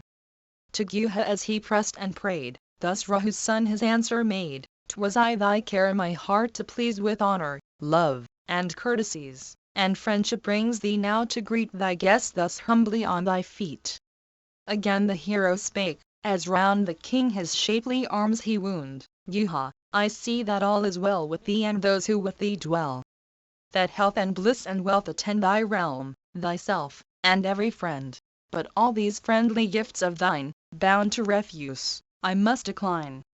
Grass, bark, and hide my only wear, and woodland root and fruit my fare, on duty all my heart is set. I seek the woods, an anchoret. A little grass and corn to feed the horses his is all I need. So by this favor, king, alone shall honor due to me be shown. For these good steeds who brought me here are to my sire supremely dear. And kind attention paid to these will honor me and highly please. Then Guha quickly bade his train give water to the steeds, and grain. And Ra, ere the night grew dark, paid evening rites in dress of bark, and tasted water, on the strand, drawn from the stream by Lakshma's hand. And Lakshma, with observance meet bathed his beloved brother's feet, pg 153 who rested with his faithful spouse, then sat him down neath distant boughs. And Guha with his bow sat near to Lakshma, and the charioteer, and with the prince conversing kept his faithful watch while Ra slept. As Dasaratha's glorious heir, of lofty soul and wisdom rare, reclining with his there beside the river lay he who no troubles e'er had seen, whose life a life of bliss had been that night beneath the branches green passed pleasantly away. Canto Li. Lakshman's Lament. As Lakshma, still his vigil held by unaffected love impelled, Guha, whose heart the sight distressed, with words like these the prince addressed, Beloved youth, this pleasant bed was brought for thee is spread. On this, my prince, thine eyelids close, and heal fatigue with sweet repose. My men are all to labor trained, but hardship thou hast ne'er sustained. All we this night our watch will keep and guard Cucuts the sun asleep. In all the world there breathes not one more dear to me than Rahu's son. The words I speak, heroic youth, are true, I swear it by my truth. Through his dear grace supreme renown will, so I trust, my wishes crown. So shall my life rich store obtain of merit, bless with joy and gain. While Rahu's son and lie entranced in happy slumber, I will, with my trusty bow in hand, guard my dear friend with all my band. To me, who oft these forests range, is naught therein or new or strange. We could with equal might oppose a fourfold army led by foes. Then royal Lakshma made reply, with thee to stand as guardian nigh, whose faithful soul regards the right, fearless we well might rest a night. But how, when Ra lays his head with on his lowly bed, how can I sleep? How can I care for life, or aught that's bright and fair? Behold the conquering chief, whose might is matched for gods and fiends in fight. With now he rests his head asleep on grass beneath him spread. Won by devotion, text, and prayer, and many a rite performed with care, chief of our father's sons he shines well marked, like him, with favoring signs. Brief the monarch's life will be now his dear son is forced to flee. And quickly will the widowed state mourn for her lord disconsolate. Each mourner there has wept her fill. The cries of anguish now are still, in the king's hall each dame, o'ercome with weariness of woe is dumb. This first sad night of grief, I ween, will do to death each sorrowing queen, scarce is causally left alive. My mother, too, can scarce survive. If when her heart is fain to break, she lingers for Satruna's sake, causally mother of the chief, must sink beneath the chilling grief. That town which countless thousands fill, whose hearts with love of Ra thrill, the world's delight, so rich and fair, grieved for the king, his death will share. The hopes he fondly cherished, cross Yadhi's throne to Ra lost, with mournful cries, too late, too late. The king my sire will meet his fate. And when my sire has passed away, most happy in their lot are they, allowed, with every pious care, pardon his funeral rites to bear. And oh, may we with joy at last, these years of forest exile past, turn to Yadhi's town to dwell with him who keeps his promise well. While thus the hero mighty souled, in wild lament his sorrow told, faint with the load that on him lay, the hours of darkness passed away. As thus the prince, impelled by zeal for his loved brother, prompt to feel strong yearnings for the people's weal, his words of truth outspake, King Gyuha grieved to see his woe, heart-stricken, gave his tears to flow, tormented by the common blow, sad, as a wounded snake. Canto Lii. The crossing of gangs soon as the shades of night had fled, uprising from his lowly bed, Ra the famous, broad of chest, his brother Lakshma? Thus addressed, now swift up springs the Lord of Light, and fled his venerable knight. PG 154 The dark-winged bird the crow now is calling from the topmost bough, and sounding from the thicket nigh is heard the peacock's early cry. Come, cross the flood that seeks the sea, the swiftly flowing Nav 324 King Gyuha heard his speech, agreed, and called his minister with speed. A boat, he cried, swift, strong, and fair, with rudder, oars, and men, prepare, and place it ready by the shore to bear the pilgrims quickly o'er. Thus Gyuha spake, his followers all bestirred them at their master's call. Then told the king that ready-manned a gay boat waited near the strand. Then Gyuha, hand to hand applied, with reverence thus to Ra cried, the boat is ready by the shore, how, tell me, can I aid thee more? O Lord of men, it waits for thee to cross the flood that seeks the sea. O godlike keeper of thy vow, embark, the boat is ready now. Then Ra, Lord of glory high, thus to King Gyuha made reply, thanks for thy gracious care, my lord, now let the gear be placed on board. Each bow-armed chief, in mail encased, bound sword and quiver to his waist, and then with near them high down the broad river's shelving side. Then with raised palms the charioteer, in lowly reverence drawing near, cried thus to Ra good and true, now what remains for me to do?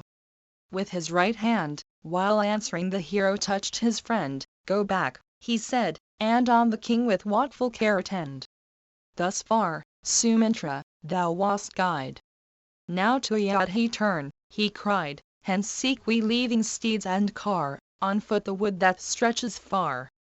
Sumantra, when, with grieving heart, he heard the hero bid him part, thus to the bravest of the brave, Ikshvu's son, his answer gave, in all the world men tell of naught, to match thy deed, by heroes wrought thus with thy brother and thy wife thrall-like to lead a forest life. No meet reward of fruit repays thy holy lore, thy saint-like days, thy tender soul, thy love of truth, if woe like this afflicts thy youth. Thou, roaming under forest boughs with thy dear brother and thy spouse shalt richer meed of glory gain than if 3 worlds confessed thy reign. Sad is our fate, O Ra, we, abandoned and repelled by thee, must serve as thralls Kk's will, imperious, wicked, born to ill. Thus cried the faithful charioteer, as Rahu's son, in reed his peer, was fast departing on his road, and long his tears of anguish flowed. But Ra, when those tears were dried his lips with water purified, and in soft accents, sweet and clear, again addressed the charioteer, I find no heart, my friend, like thine, so faithful to Ikshvu's line. Still first in view this object keep, that ne'er for me my sire may weep. For he, the world's far-ruling king, is old, and wild with sorrow's sting. With love's great burthen worn and weak, deem this the cause that thus I speak. Waiter the high-souled king decrees his loved Kk's heart to please, yea, be his order what it may, without demur thou must obey, for this alone great monarch's reign, that ne'er a wish be formed in vain. Then, O Sumantra, well provide that by no check the king be tried, nor let his heart in sorrow pine, this care, my faithful friend, be thine. The honored king my father greet, and thus for me my words repeat to him whose senses are controlled, untired till now by grief, and old. Lakshma? Sorrow not, O monarch, for our altered lot, the same to us, if here we roam, or if Yadhi be our home. The 14 years will quickly fly, the happy hour will soon be nigh when thou, my lord, again shalt see Lakshma, the faithful dame, and me. Thus having soothed, O charioteer, my father and my mother dear, let all the queens my message learn, but to Kaki chiefly turn.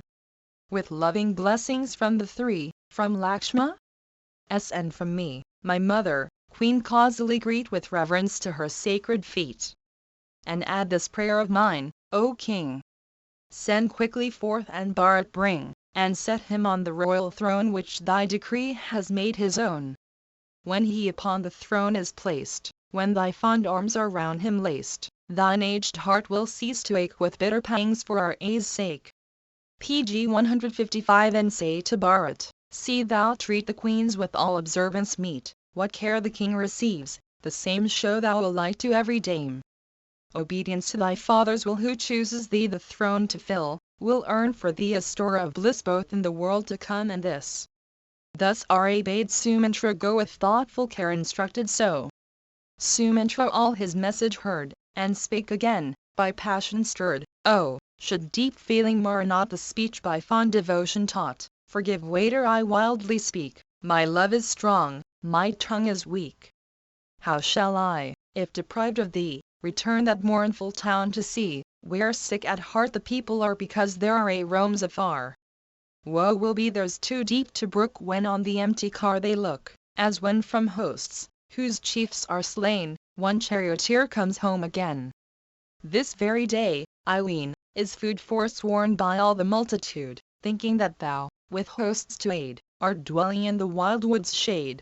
The great despair, the shriek of woe they uttered when they saw thee go, will, when I come with none beside, 100-fold be multiplied. How to Kausali can I say, O Queen, I took thy son away, and with thy brother left him well, weep not for him. Thy woe dispel? So false a tale I cannot frame, yet how speak truth and grieve the dame? How shall these horses, fleet and bold, whom not a hand but mine can hold, bear others, wont to whirl the car wherein IKSHVU's children are? Without thee, Prince, I cannot, no, I cannot to Yadhi go. Then deign, O Ra, to relent, and let me share thy banishment. But if no prayers can move thy heart, if thou wilt quit me and depart, the flames shall end my car and me, deserted thus and reft of thee. In the wild wood when foes are near, when dangers check thy vows austere, borne in my car will I attend, all danger and all care to end. For thy dear sake I love the skill that guides the steed and curbs his will, and soon a forest life will be as pleasant, for my love of thee. And if these horses near thee dwell, and serve thee in the forest well, they, for their service, will not miss the due reward of highest bliss. Thine orders, as with thee I stray, will I with heart and head obey, prepared, for thee, without a sigh, to lose Yadhi or the sky. As one defiled with hideous sin, I never more can pass within Yadhi city of our king, unless beside me thee I bring. One wish is mine, I ask no more, that, when thy banishment is o'er, I in my car may bear my lord, triumphant, to his home restored. The 14 years, if spent with thee, will swift as light-winged moments flee. But the same years, without thee told, were magnified 100-fold. Do not, kind lord, thy servant leave, who to his master's son would cleave, and the same path with him pursue, devoted, tender, just and true. Again, again Sumitra made his varied plaint, and wept and prayed. Him Rahu's son, whose tender breast felt for his servants, thus addressed, O faithful servant, well my heart knows how attached and true thou art. Hear thou the words I speak, and know why to the town I bid thee go. Soon as Kaki youngest queen, thy coming to the town has seen, no doubt will then her mind oppress that Ra roams the wilderness. And so the dame, her heart content with proof of Ra's banishment, will doubt the virtuous king no more as faithless to the oath he swore. Chief of my cares is this, that she, youngest amid the queens, may see Bharat her son securely reign o'er rich Yadhi's wide domain. For mine and for the monarch's sake do thou thy journey homeward take, and, as I bade, repeat each word that from my lips thou here hast heard. Thus spake the prince, and strove to cheer the sad heart of the charioteer, and then to royal Guha said these words most wise and spirited, Guha, dear friend, it is not meet that people throng my calm retreat, for I must live a strict recluse, and mold my life by hermit's use. I now the ancient rule accept, by good ascetics gladly kept. I go, bring fig tree juice that I in matted coils my hair may tie. Quick you hasten to produce, for the king's son, that sacred juice. Then Ra of his long locks made, and Lakshma s2, the hermit braid. PG 156. And the two royal brothers there with coats of bark and matted hair, transformed in lovely likeness, stood to hermit saints who love the wood. So Ra, with his brother bold, a pious anchorite enrolled, obeyed the vow which hermits take, and to his friend, King Guha, spake, May people, treasure, army share, and fenced forts, thy constant care, attend to all, supremely hard the sovereign's task, to watch and guard. Ikshvu's son, the good and brave, this last farewell to Guha gave, and then, with Lakshma and his bride, determined, on his way he hied. Soon as he viewed, upon the shore, the bark prepared to waft them o'er impetuous Ganges rolling tide, to Lakshma. Thus the chieftain cried, Brother, embark. Thy hand extend, thy gentle aid to us lend, with care her trembling footsteps guide, and place the lady by thy side. When Lakshma heard, prepared to aid, his brother's words he swift obeyed. Within the bark he placed the dame, then to her side the hero came. Next Lakshma, as elder brother, lord of brightest glory, went on board, breathing a prayer for blessings, meet for priest or warrior to repeat. Then he and car-born Lakshma bent, well pleased, their heads, most reverend, their hands, with having dipped, as scripture bids, and water sipped, farewell to wise Sumitra said, and Guha, with the train he led. So Ra took, on board, his stand, and urged the vessel from the land. Then swift by vigorous arms impelled her onward course the vessel held, and guided by the helmsman through the dashing waves of Gang flew. Halfway across the flood they came, when free from spot and blame, her reverent hands together pressed, the goddess of the stream addressed, May the great chieftain here who springs from Dasaratha, best of kings, protected by thy care, fulfill his prudent father's royal will. When in the forest he has spent his 14 years of banishment, with his dear brother and with me his home again my lord shall see. Returning on that blissful day, I will to thee mine offerings pay, dear queen, whose waters gently flow, who canst all blessed gifts bestow. 4. 3. Pay the queen, the wandering here, thy waves descend from Brahmasphere, spouse of the god o'er floods supreme, though rolling here thy glorious stream. To thee, fair queen, my head shall bend, to thee shall hymns of praise ascend, when my brave lord shall turn again, and, joyful, o'er his kingdom reign. To win thy grace, O queen divine, 100,000 fairest kine, and precious robes and finest meal among the beermans will I deal.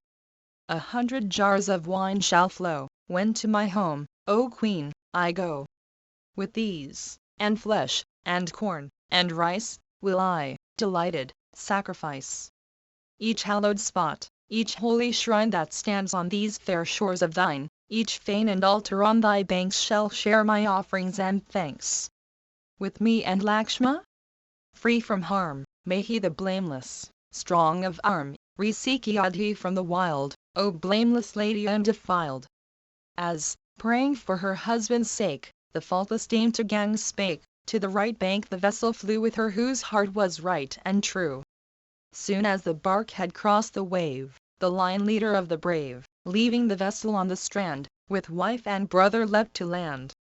Then Ra thus the prince addressed who filled with joy Sumitra's breast, Be thine a light to guard and aid in peopled spot, in lonely shade. Do thou, Sumitra's son, precede, let us walk where thou shalt lead. Behind you both my place shall be, to guard the faithful dame and thee. For she, to woe a stranger yet, no toil or grief till now has met. The fair Vidhan will essay the pains of forest life today. Today her tender feet must tread rough rocky wilds around her spread, no tilth is there, no gardens grow, no crowding people come and go. The hero ceased, and Lakshma? Led obedient to the words he said, and S followed him, and then came Rahu's pride, the lord of men. With S walking o'er the sand they sought the forest, bow in hand, but still their lingering glances through where yet Sumantra stood in view. Sumantra, when his watchful eye the royal youths no more could spy, turned from the spot whereon he stood homeward with Guha from the wood. PG 157. Still on the brothers forced their way where sweet birds sang on every spray, though scarce the eye or path could find mid flowering trees where creepers twined. Far on the princely brothers pressed, and stayed their feet at length to rest beneath the fig tree's mighty shade with countless pendant shoots displayed. Reclining there a while at ease, they saw, not far, beneath fair trees a lake with many a lotus bright that bore the name of lovely sight. His wife's attention drew, and Lakshma? To the charming view, look, brother, look how fair the flood glows with the lotus, flower and bud. They drank the water fresh and clear, and with their shafts they slew a deer. A fire of boughs they made in haste, and in the flame the meat they placed. So Rahu's sons with S shared the hunter's meal their hands prepared, then counselled that the spreading tree their shelter and their home should be. Canto Lii's lament. When evening rites were duly paid, reclined beneath the leafy shade, to Lakshma thus spake Ra, best of those who glad a people's breast, now the first night has closed the day that saw us from our country stray, and parted from the charioteer. Yet grieve not thou, my brother dear. Henceforth by night, when others sleep, must we our careful vigil keep, watching for SS welfare thus, for her dear life depends on us. Bring me the leaves that lie around, and spread them here upon the ground, that we on lowly beds may lie, and let in talk the night go by.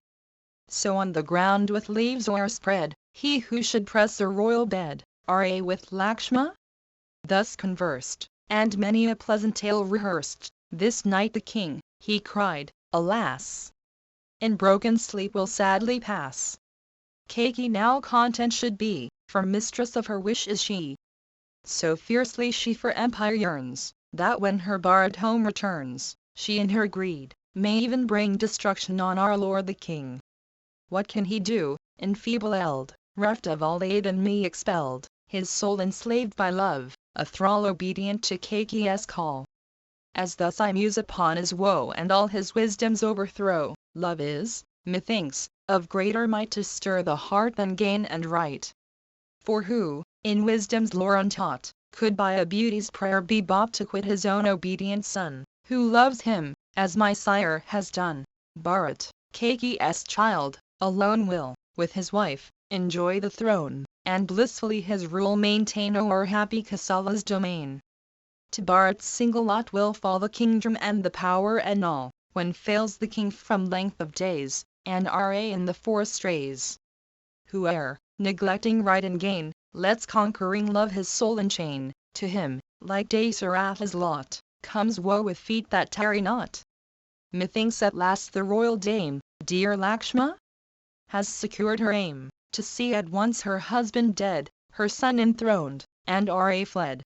Ah me! I fear, lest borne away by frenzy of success, she slay causally through her wicked hate of me, bereft, disconsolate. Or her who I for me has striven Sumitra to devotion given. Hence, Lakshma, to Ayodhya speed, returning in the hour of need. With Si my steps will bend where Da? Axe mighty woods extend. No guardian has causally now, oh, be her friend and guardian thou. Strong hate may vile Kaki lead to many a base unrighteous deed, treading my mother neath her feet when Bharat holds the royal seat. Sure in some antenatal time were children, by Kausalia's crime, torn from their mother's arms away, and hence she mourns this evil day. She for her child no toil would spare, tending me long with pain and care. Now in the hour of fruitage she has lost that son, ah, woe is me! O Lakshma? May no matron e'er a son so doomed to sorrow bear as I, my mother's heart who rend with anguish that can never end. The Essek 325 methinks, possessed more love than glows in Ra's breast. Who, as the tale is told to us, addressed the stricken parrot thus, PG 158 Parrot, the captor's talons tear, while yet alone thou flutterest there, before his mouth has closed on me, so cried the bird, herself to free. Reft of her son, in childless woe, my mother's tears forever flow, ill-fated, doomed with grief to strive, what aid can she from me derive? Pressed down by care, she cannot rise from sorrow's flood wherein she lies. In righteous wrath my single arm could, with my bow, protect from harm Yadhi's town and all the earth, but what is hero prowess worth? Lest breaking duty's law I sin, and lose the heaven I strive to win, the forest life today I choose, and kingly state and power refuse. Thus mourning in that lonely spot the troubled chief bewailed his lot, and filled with tears, his eyes ran o'er. Then silent sat, and spake no more. To him, when ceased his loud lament, like fire whose brilliant might is spent, or the great sea when sleeps the wave, thus Lakshma consolation gave, chief of the brave who bear the bow, e'en now Yadhi sunk in woe, by thy departure reft of light as gloomy as the moonless night. Unfit it seems that thou, O chief, shouldst so afflict thy soul with grief, so wilt thou assess heart consigned to deep despair as well as mine. Not I, O Rahu's son, nor she could live 1 hour deprived of thee, we were, without thine arm to save, like fish deserted by the wave. Although my mother dear to meet, Citrina, and the king, were sweet, on them, or heaven, to feed mine eye were nothing, if thou wert not by. Sitting at ease, their glances fell upon the beds, constructed well, and there the sons of virtue laid their limbs beneath the fig tree's shade. Canto live. Broadway's hermitage. So there that night the heroes spent under the boughs that o'er them bent, and when the sun his glory spread, upstarting, from the place they sped. On to that spot they made their way, through the dense wood that round them lay, where Yamana's 326 swift waters glide to blend with Ganges' holy tide. Charmed with the prospect ever new the glorious heroes wandered through full many a spot of pleasant ground, rejoicing as they gazed around, with eager eye and heart at ease, on countless sorts of flowery trees. And now the day was halfway sped when thus to Lakshma Ra said, There, dear brother, turn thine eyes. See near pray 327 that smoke arise, the banner of our Lord of Flames the dwelling of some saint proclaims. Near to the place our steps we bend where Yaman and Gang blend. I hear and mark the deafening roar when chafing floods together pour. See, near us on the ground are left dry logs, by laboring woodmen cleft, and the tall trees, that blossom near St. Bird's home, appear. The bow-armed princes onward passed, and as the sun was sinking fast they reached the hermit's dwelling, set near where the rushing waters met. The presence of the warrior scared the deer and birds as on he fared, and struck them with unwonted awe, then Bird's cot they saw. The high-souled hermit soon they found girt by his dear disciples round, calm saint, whose vows had well been wrought, whose fervent rites keen sight had bought. Duly had flames of worship blaze when Ra on the hermit gazed, his suppliant hands the hero raised, drew nearer to the holy man with his companions, and began, declaring both his name and race and why they sought that distant place. Saint, Dasaratha's children we, Ra and Lakshma, come to thee. This my good wife from Yanak springs, the best of fair Vida's kings. Through lonely wilds, a faultless dame, to this pure grove with me she came. My younger brother follows still me banished by my father's will, Sumitra's son, bound by a vow, he roams the wood beside me now. Sent by my father forth to rove, we seek, O saint, some holy grove, where lives of hermits we may lead, and upon fruit and berries feed. When Birdva, prudent-souled, had heard the prince his tale unfold, water he bade them bring, a bull, and honor gifts in dishes full, PG 159 and drink and food of varied taste, berries and roots, before him placed, and then the great ascetic showed a cottage for the guests' abode. The saint these honors gladly paid to Ra who had thither strayed, then compassed sat by birds and deer and many a hermit resting near. The prince received the service kind, and sat him down rejoiced in mind. Then Burdwa's silence broke, and thus the words of duty spoke: "Cucutz's royal son, that thou hadst sought this grove I knew ere now. Mine ears have heard thy story, sent without a sin to banishment. Behold, O Prince, this ample space near where the mingling floods embrace, holy, and beautiful, and clear, dwell with us, and be happy here." By Burdwa thus addressed, Ra, whose kind and tender breast all living things would bless and save, in gracious words his answer gave: "My honored lord, this tranquil spot, fair home of hermits, suits me not, for all the neighboring people here will seek us when they know me near, with eager wish to look on me, and the Vidun dame to see. A crowd of rustics will intrude upon the holy solitude. Provide, O gracious lord, I pray, some quiet home that lies away, where my Vidun spouse may dwell, tasting the bliss deserved so well." The hermit heard the prayer he made, a while in earnest thought he stayed, and then in words like these expressed his answer to the chief's request: "10 leagues away there stands a hill where thou mayst live, if such thy will, a holy mount, exceeding fair. Great saints have made their dwelling there, their great length's 328 inches, thousands play, and bears amid the thickets stray. Wide known by Chichik's name, it rivals Gantam's 329 fame. Long as the man that hill who seeks gazes upon its sacred peaks, to holy things his soul he gives, and pure from thought of evil lives. There, while 100 autumns fled, has many a saint with hoary head spent his pure life, and won the prize, by deep devotion, in the skies. Best home, I ween, if such retreat, far from the ways of men, be sweet, or let thy years of exile flee here in this hermitage with me." Thus Burdwa spake, and trained in lore of duty, entertained the princes and the dame, and pressed his friendly gifts on every guest. Thus to pray the hero went, thus saw the saint preeminent, and varied speeches heard and said. Then holy night o'er heaven was spread, and Ra took, by toil oppressed, with S and his brother, rest. And so the night, with sweet content, in Burdwa's grove was spent. But when the dawn dispelled the night, Ra approached the anchorite, and thus addressed the holy sire, whose glory shone like kindled fire: "Well have we spent, O truthful sage, the night within thy hermitage. Now let my lord his guests permit for their new home his grove to quit." Then, as he saw the morning break, in answer Burdwa spake: "Go forth to Chichik's hill, where berries grow, and sweets distill. Full well, I deem, that home will suit thee, Ra, strong and resolute. Go forth, and Chichika seek, famed mountain of the varied peak. In the wild woods that gird him round all creatures of the chase are found. Thou in the glades shalt see appear vast herds of elephants and deer. With S there shalt thou delight to gaze upon the woody height.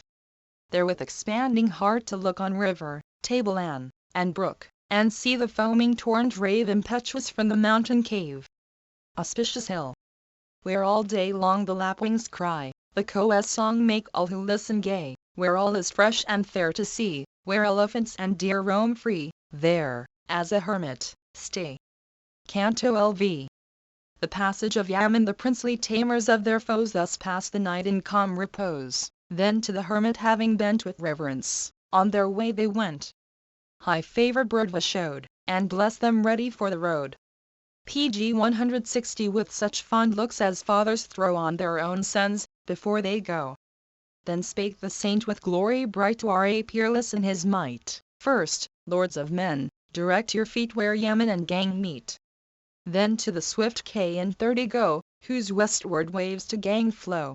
When thou shalt see her lovely shore worn by their feet who hasten o'er, then, Rahu's son, a raft prepare, and cross the sun-born river there. Upon her farther bank a tree, near to the landing wilt thou see. The blessed source of varied gifts, there her green boughs that fig tree lifts, a tree where countless birds abide, by sigh's name known far and wide. Revere that holy shade, there be thy prayers for blessing prayed. Thence for a league your way pursue, and a dark wood shall meet your view, where tall bamboos their foliage show, the gum tree and the jujube grow. To Chichika have I oft trodden that path so smooth and soft, where burning woods no traveller scare, but all is pleasant, green, and fair. When thus the guests their road had learned, back to his cot the hermit turned, and R.A. Lakshma S. paid their reverent thanks for courteous aid. Thus R.A. spake to Lakshma: when the saint had left the lords of men, great store of bliss in sooth is ours on whom his love the hermit showers. As each to other wisely talked, the lion lords together walked on to K&S woody shore. And gentle S went before. They reached that flood, whose waters flee with rapid current to the sea. Their minds a while to thought they gave and counselled how to cross the wave. At length, with logs together laid, a mighty raft the brothers made. Then dry bamboos across were tied, and grass was spread from side to side. And the great hero Lakshma brought cane and rose apple boughs and wrought, trimming the branches smooth and neat, for SSU's a pleasant seat. And R.A. placed thereon his dame touched with a momentary shame, resembling in her glorious mien all thought surpassing fortune's queen. Then R.A. hastened to dispose, each in its place, the skins and boughs, and by the fair Vidhan laid the coats, the ornaments, and spade. When S thus was set on board, and all their gear was duly stored, the heroes each with vigorous hand, pushed off the raft and left the land. When half its way the raft had made, thus S.T.K. and prayed, Goddess, whose flood I traverse now, grant that my lord may keep his vow. For thee shall bleed 1,000 kine, 100 jars shall pour their wine, when R.A. sees that town again where old IKSHVU's children reign. Thus to K&S stream she stood and prayed in suppliant attitude. Then to the river's bank the dame, fervent in supplication, came. They left the raft that brought them o'er, and the thick wood that clothed the shore, and to the fig tree Siam made their way, so cool with verdant shade. Then S viewed that best of trees, and reverent spake in words like these: Hail, hail, O mighty tree! Allow my husband to complete his vow. Let us returning, I entreat, Kausali and Sumitra meet. Then with her hands together placed around the tree she duly paced. When R.A. saw his blameless spouse a suppliant under holy boughs, the gentle darling of his heart, he thus to Lakshma spake apart: Brother, by thee our way be led. Let us close behind thee tread, I, best of men, will grasp my bow, and hindmost of the three will go. What fruit soe'er her fancy take, or flowers half hidden in the brake, for Yannick's child forget not thou to gather from the brake or bough. Thus on they fared. The tender dame asked R.A., as they walked, the name of every shrub that blossoms bore, creeper, and tree unseen before, and Lakshma fetched, at S.'s prayer, boughs of each tree with clusters fair. Then Yannick's daughter joyed to see the sand-discolored river flee, where the glad cry of many a bird, the S's and the swan, was heard. A league the brothers travelled through the forest, noble game they slew, beneath the trees their meal they dressed and sat them down to eat and rest. A while in that delightful shade where elephants unnumbered strayed, where peacocks screamed and monkeys played, PG 161 they wandered with delight. Then by the river's side they found a pleasant spot of level ground, where all was smooth and fair around, their lodging for the night. Canto LVI. Chitrika then R.A., when the morning rose, called Lakshma gently from repose, awake, the pleasant voices hear of forest birds that warble near. Scourge of thy foes, no longer stay. The hour is come to speed away. The slumbering prince unclosed his eyes when thus his brother bade him rise, compelling, at the timely cry, fatigue, and sleep, and rest to fly. The brothers rose and S2. Pure water from the stream they drew, paid morning rites, then followed still the road to Chitrika's hill. Then R.A. as he took the road with Lakshma, while the morning glowed, to the Vidhan lady cried, S the fair, the lotus-eyed, look round thee, dear. Each flowery tree touched with the fire of morning see, the kinsick, now the frosts are fled, how glorious with his wreaths of red. The bell trees see, so loved of men, hanging their boughs in every glen. O'erburthened with their fruit and flowers, a plenteous store of food is ours. See, Lakshma! in the leafy trees, where'er they make their home. Down hangs the work of laboring bees, the ponderous honeycomb. In the fair wood before us spread, the startled wild cock cries. Hark, where the flowers are soft to tread, the peacock's voice replies. Where elephants are roaming free, and sweet birds' songs are loud, the glorious Chitrakas, his peaks are in the cloud. On fair smooth ground he stands displayed, beggared by many a tree. O brother, in that holy shade how happy shall we be. 331 Then R.A. Lakshma s each spoke, raising suppliant hands, this speech to him, in woodland dwelling met. VMI, ancient anchoret, O saint, this mountain takes the mind, with creepers, trees of every kind, with fruit and roots abounding thus, a pleasant life it offers us. Here for a while we fain would stay, and pass a season blithe and gay.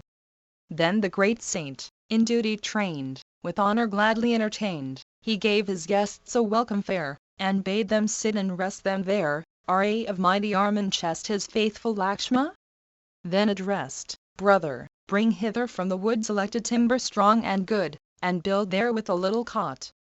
My heart rejoices in the spot that lies beneath the mountain's side, remote, with water well supplied.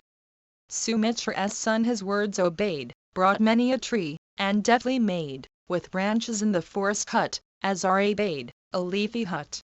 Then R.A., when the cottage stood fair, family built, and walled with wood, to Lakshma spake, whose eager mind to do his brother's will inclined. Now, Lakshma, as our cot is made, must sacrifice be duly paid by us, for length in life who hope, with venison of the antelope. Away, O bright-eyed Lakshma! Speed, struck by thy bow a deer must bleed, as scripture bids. We must not slight the duty that commands the right. Lakshma, the chief whose arrows laid his foeman low, his word obeyed. And R.A. thus again addressed the swift performer of his hest, prepare the venison thou hast shot, to sacrifice for this our cot. Haste, brother dear, for this the hour, and this the day of certain power. Then glorious Lakshma took the buck, his arrow in the wood had struck. Bearing his mighty load he came, and laid it in the kindled flame. PG 162 Soon as he saw the meat was done, and that the juices ceased to run from the broiled carcass, Lakshma then spoke thus to R.A. best of men, the carcass of the buck, entire, is ready dressed upon the fire. Now be the sacred rites begun to please the god, thou godlike one. R.A. the good, in ritual trained, pure from the bath, with thoughts restrained, hasted those verses to repeat which make the sacrifice complete. The hosts celestial came in view, and R.A. to the cot withdrew, while a sweet sense of rapture stole through the unequaled hero's soul. He paid the Vishdevas 332 due, and Rudra's right, and Vish used too, nor wonted blessings, to protect their new-built home, did he neglect. With voice repressed he breathed a prayer, bathed duly in the river fair, and gave good offerings that remove the stain of sin, as texts approve. And many an altar there he made, and shrines, to suit the holy shade, all decked with woodland chaplets sweet, and fruit and root and roasted meat, with muttered prayer, as texts require, water, and grass and wood and fire. So R.A. Lakshma paid their offerings to each god and shade, and entered then their pleasant cot that bore fair signs of happy lot. They entered, the illustrious three, the well-set cottage, fair to see, roofed with the leaves of many a tree, and fenced from wind and rain. So, at their father Brahma's call, the gods of heaven, assembling all, to their own glorious council hall advance in shining train. So, resting on that lovely hill, near the fair lily-covered rill, the happy prince forgot, surrounded by the birds and deer, the woe, the longing, and the fear that gloomed the exile's lot. Canto LVII. Sumitra's Return. When R.A. reached the southern bank, King Guha's heart with sorrow sank. He with Sumitra talked, and spent with his deep sorrow, homeward went. Sumitra, as the king decreed, yoked to the car each noble steed, and to Yadhi's city sped with his sad heart disquieted. On lake and brook and scented grove his glances fell, As on he drove, city and village came in view as o'er the road his coursers flew. On the third day the charioteer, when now the hour of night was near, came to Ayodhya's gate, and found the city all in sorrow drowned. To him, in spirit quite cast down, forsaken seemed the silent town, and by the rush of grief oppressed he pondered in his mournful breast, is all Ayodhya burnt with grief, steed, elephant, and man, and chief? Does her loved Ra's exile so afflict her with the fires of woe? Thus as he mused, his steeds flew fast, and swiftly through the gate he passed. On drove the charioteer, and then in hundreds, yea in thousands, men ran to the car from every side, and, "Ra, where's Ra?" cried. Sumitra said, "My chariot bore the duteous prince to Ganges shore. I left him there at his behest, and homeward to Ayodhya pressed." Soon as the anxious people knew that he was o'er the flood they drew deep sighs, and crying, "Ra!" all wailed, and big tears began to fall. He heard the mournful words prolonged, as here and there the people thronged, "Woe, woe for us, forlorn, undone, no more to look on Rahu's son. His like again we ne'er shall see, of hearts so true, of hands so free, in gifts, in gatherings for debate, when marriage pomps we celebrate, what should we do?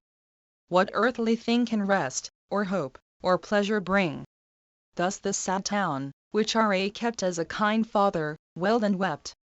Each mansion, as the car went by, sent forth a loud and bitter cry, as to the window every dame, mourning for banished Ra, came. As his sad eyes with tears o'erflowed, he sped along the royal road to Dasaratha's high abode. There leaping down his car he stayed. Within the gates his way he made. Through 7 broad courts he onward hied where people thronged on every side. From each high terrace, wild with woe, the royal ladies flocked below. Pg 163 he heard them talk in gentle tone, as each for Ra made her moan. What will the charioteer reply to Queen Kausalia's eager cry? With Ra from the gates he went. Homeward alone, his steps are bent. Hard is a life with woe distressed, but difficult to win is rest, if, when her son is banished, still she lives beneath her load of ill. Such was the speech Sumitra heard from them whom grief unfeigned had stirred. As fires of anguish burned him through, swift to the monarch's hall he drew, past the 8th court. There met his sight, the sovereign in his palace bright, still weeping for his son, forlorn, pale, faint, and all with sorrow worn. As there he sat, Sumitra bent and did obeisance reverent, and to the king repeated o'er the message he from Ra bore. The monarch heard, and well nigh brake his heart, but yet no word he spake, fainting to earth he fell, and dumb, by grief for Ra overcome. Rang through the hall a startling cry, and women's arms were tossed on high, when, with his senses all astray, upon the ground the monarch lay. Causally with Sumitra's aid, raised from the ground her lord dismayed, "Sire, of high fate," she cried, "oh, why dost thou no single word reply to Ra's messenger who brings news of his painful wanderings? The great injustice done, art thou shame-stricken for thy conduct now? Rise up, and do thy part, bestow comfort and help in this our woe. Speak freely, king. Dismiss thy fear, for Queen Kaki stands not near, afraid of whom thou wouldst not seek tidings of Ra, freely speak." When the sad queen had ended so, she sank, insatiate in her woe, and prostrate lay upon the ground, while her faint voice by sobs was drowned. When all the ladies in despair saw Queen Kausali wailing there, and the poor king oppressed with pain, they flocked around and wept again. Canto Lviiira's message. The king awhile had senseless lain, when care brought memory back again. Then straight he called, the news to hear of Ra, for the charioteer, with reverent hand to hand applied he waited by the old man's side, whose mind with anguish was distraught like a great elephant newly caught. The king with bitter pain distressed the faithful charioteer addressed, who, sad of mien, with flooded eye, and dust upon his limbs, stood by, where will be Ra's dwelling now at some tree's foot, beneath the bough. Ah, what will be the exile's food, bred up with kind solicitude? can he, long lapped in pleasant rest, unmeet for pain, by pain oppressed, son of earth's king, his sad nights spend earth-couched, as one that has no friend? Behind him, when abroad he sped, cars, elephant, and foot were led, then how shall Ra dwell afar in the wild woods where no men are? How, tell me, did the princes there, with s good and soft and fair, alighting from the chariot, tread the forest wilds around them spread? A happy lot is thine, I ween, whose eyes my two dear sons have seen seeking on foot the forest shade, like the bright twins to view displayed, the heavenly aspens, when they seek the woods that hang 'neath Mandar's peak. What words, Sumitra, quickly tell, from Ra, Lakshma s fell? How in the wood did Ra eat? What was his bed, and what his seat? Full answer to my questions give, for I on thy replies shall live, as with the saints yea I held sweet converse, from the skies expelled.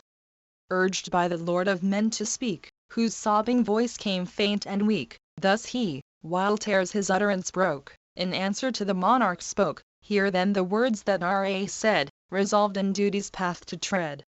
Joining his hands, his head he bent, and gave this message, Reverend Sumitra, to my father go, whose lofty mind all people know, bow down before him, as is meet, and in my stead salute his feet. Then to the queen my mother bend, and give the greeting that I send, ne'er may her steps from duty err, and may it still be well with her.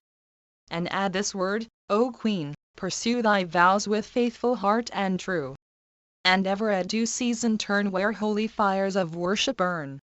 And, lady, on our Lord bestow PG 164 such honor as to gods we owe. Be kind to every queen, let pride and thought of self be cast aside. In the king's fond opinion raise Kaki by respect and praise. Let the young bard ever be loved, honored as the king by thee, thy king or duty ne'er forget, high over all our monarchs set. And Bharat, too, for me address, pray that all health his life may bless. Let every royal lady share, as justice bids, his love and care. Say to the strong-armed chief who brings joy to IKSVU's line of kings, as ruling prince thy care be shown of him, our sire, who holds the throne. Stricken in years he feels their weight, but leave him in his royal state. As regent heir content thee still, submissive to thy father's will. Ra again his charge renewed, as the hot flood his cheek bedewed, hold as thine own my mother dear who drops for me the longing tear. Then Lakshma, with his soul on fire, spake breathing fast these words of ire, say, for what sin, for what offence was royal Ra banished thence? He is the cause, the king, poor slave to the light charge Kaki gave. Let right or wrong the motive be, the author of our woe is he. Whether the exile were decreed through foolish faith or guilty greed, for promises or empire, still the king has wrought a grievous ill. Grant that the Lord of all saw fit to prompt the deed and sanction it. In Ra's life no cause I see for which the king should bid him flee. His blinded eyes refuse to scan the guilt and folly of the plan, and from the weakness of the king here and hereafter woe shall spring. No more, my sire, the ties that used to bind me to the king are loosed. My brother Ra, Rahu's son, to me is lord, friend, sire in one. The love of men how can he win, deserting, by the cruel sin, their joy, whose heart is swift to feel a pleasure in the people's weal? Shall he whose mandate could expel the virtuous Ra, loved so well, to whom his subjects' fond hearts cling, shall he in spite of them be king? But Yannick's child, my lord, stood by, and oft the voters heaved a sigh. She seemed with dull and wandering sense, beneath the spirit's influence. The noble princess, pained with woe which till that hour she ne'er could know, tears in her heavy trouble shed, but not a word to me she said. She raised her face which grief had dried and tenderly her husband eyed, gazed on him as he turned to go while tear chased tear in rapid flow. Canto Lix. De Serapha's Lament. As thus Sumitra, best of peers, told his sad tale with many tears, the monarch cried, I pray thee, tell at length again what there befell. Sumitra, at the king's behest, striving with sobs he scarce repressed, his trembling voice at last controlled, and thus his further tidings told. Their locks in votive coils they wound, their coats of bark upon them bound, to Ganges' farther shore they went, thence to pray their steps were bent. I saw that Lakshma walked ahead to guard the path the two should tread. So far I saw, no more could learn, forced by the hero to return. Retracing slow my homeward course, scarce could I move each stubborn horse, shedding hot tears of grief he stood when Ra turned him to the wood. 333 As the two princes parted thence I raised my hands in reverence, mounted my ready car, and bore the grief that stung me to the core. With Guha all that day I stayed, still by the earnest hope delayed that Ra, ere the time should end, some message from the wood might send. Thy realms, great monarch, mourn the blow, and sympathize with Ra's woe. PG 165 Each withering tree hangs low his head, and shoot, and bud, and flower are dead. Dried are the floods that wont to fill the lake, the river, and the rill. Drear is each grove and garden now, dry every blossom on the bough. Each beast is still, no serpents crawl, a lethargy of woe on all. The very wood is silent, crushed with grief for Ra, all is hushed. Fair blossoms from the water born, gay garlands that the earth adorn, and every fruit that gleams like gold, have lost the scent that charmed of old. Empty is every grove I see, or birds sit pensive on the tree. Where'er I look, its beauty o'er, the pleasance charms not as before. I drove through Faryadhiya street, none flew with joy the car to meet. They saw that Ra was not there, and turned them sighing in despair. The people in the royal way wept tears of bitter grief, when they beheld me coming, from afar, no Ra with me in the car. From palace roof and turret high each woman bent her eager eye. She looked for Ra, but in vain. Gazed on the car and shrieked for pain. Their long clear eyes with sorrow drowned they, when this common grief was found, looked each on other, friend and foe, in sympathy of lay veiling woe. No shade of difference between foe, friend, or neutral, there was seen. Without a joy, her bosom rent with grief for Ra's banishment, yet he like the queen appears who mourns her son with many tears. He ended, and the king, distressed, with sobbing voice that lord addressed, Ah me, by false Kaki led, of evil race, to evil bred, I took no counsel of the sage, nor sought advice from skill and age. I asked no lord his aid to lend, I called no citizen or friend. Rash was my deed, bereft of sense, slave to a woman's influence. Surely, my lord, a woe so great falls on us by the will of fate. It lays the house of Rahu low, for destiny will have it so.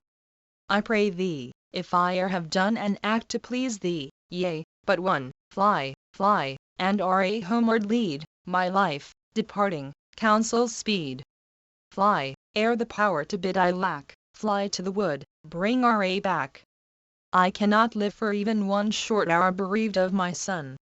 But the prince, whose arms are strong, has journeyed far, the way is long, me upon the chariot place, and let me look on Ra's face. Ah me, my son, mine eldest born, where roams he in the wood forlorn, the wielder of the mighty bow, whose shoulders like the lion's show? Oh, ere the light of life be dim, take me to S and to him. O Ra, Lakshma? And O thou dearest constant to thy vow, beloved ones, you cannot know that I am dying of my woe. The king to bitter grief a prey, that drove each wandering sense away, sunk in affliction's sea, too wide to traverse, in his anguish cried, hard, hard to pass, my queen, the sea of sorrow raging over me, no Ra near to soothe mine eye, plunged in its lowest deeps I lie. Sorrow for Ra swells the tide, and SS absence makes it wide, my tears its foamy flood to stain, made billowy by my sighs of pain, my cries its roar, the arms I throw about me are the fish below, Kaki is the fire that feeds beneath, my hair the tangled weeds, its source the tears for Ra shed, the humpback's words its monsters dread, the boon I gave the wretch its shore, till Ra's banishment be o'er. 334 Ah me, that I should long to set my eager eyes today on Rahu's son, and he be yet with Lakshma? far away. Thus he of lofty glory wailed, and sank upon the bed. Beneath the woe his spirit failed, and all his senses fled. Canto LX. Causily consoled. As Queen Causily trembling much, as blighted by a goblin's touch, still lying prostrate, half awoke to consciousness, 'twas thus she spoke: "Bear me away, Sumantra, far, where are A.S. Lakshma are. Bereft of them I have no power to linger on a single hour." PG 166. Again, I pray, thy steps retrace, and me endow? Akfor's place, for after them I needs must go, or sink to Yama's realms below. His utterance choked by tears that rolled down from their fountains uncontrolled. With suppliant hands the charioteer thus spake: "The lady's heart to cheer, dismiss thy grief, despair, and dread that fills thy soul, of sorrow bred, for pain and anguish thrown aside, will Ra in the wood abide. And Lakshma? With unfailing care will guard the feet of Ra there, earning, with governed sense, the prize that waits on duty in the skies. And S in the wild as well as in her own dear home will dwell. To Ra all her heart she gives, and free from doubt and terror lives. No faintest sign of care or woe the features of the lady show. Methinks Vidau's pride was made for exile in the forest shade. E'en as of old she used to rove delighted in the city's grove, thus, even thus she joys to tread the woodlands uninhabited. Like a young child, her face as fair as the young moon, she wanders there. What though in lonely woods she stray, still Ra is her joy and stay, all his the heart no sorrow bends, her very life on him depends. For, if her lord she might not see, yet he like the wood would be. She bids him, as she roams, declare the names of towns and hamlets there, marks various trees that meet her eye, and many a brook that hurries by, and Yannick's daughter seems to roam one little league away from home when Ra or his brother speaks and gives the answer that she seeks. This, lady, I remember well, nor angry words have I to tell, reproaches at Kaki shot, such, queen, my mind remembers not. The speech when SS wrath was high, Sumantra passed in silence by, that so his pleasant words might cheer with sweet report Causali's ear. Her moonlike beauty suffers not though winds be rude and suns be hot, the way, the danger, and the toil her gentle lustre may not soil. Like the red lily's leafy crown, or as the fair full moon looks down, so the Vidhan lady's face still shines with undiminished grace. What if the borrowed colors throw o'er her fine feet no rosy glow, still with their natural tints they spread a lotus glory where they tread. In sportive grace she walks the ground, and sweet her trimming anklets sound. No jewels clasp the faultless limb, she leaves them all for love of him.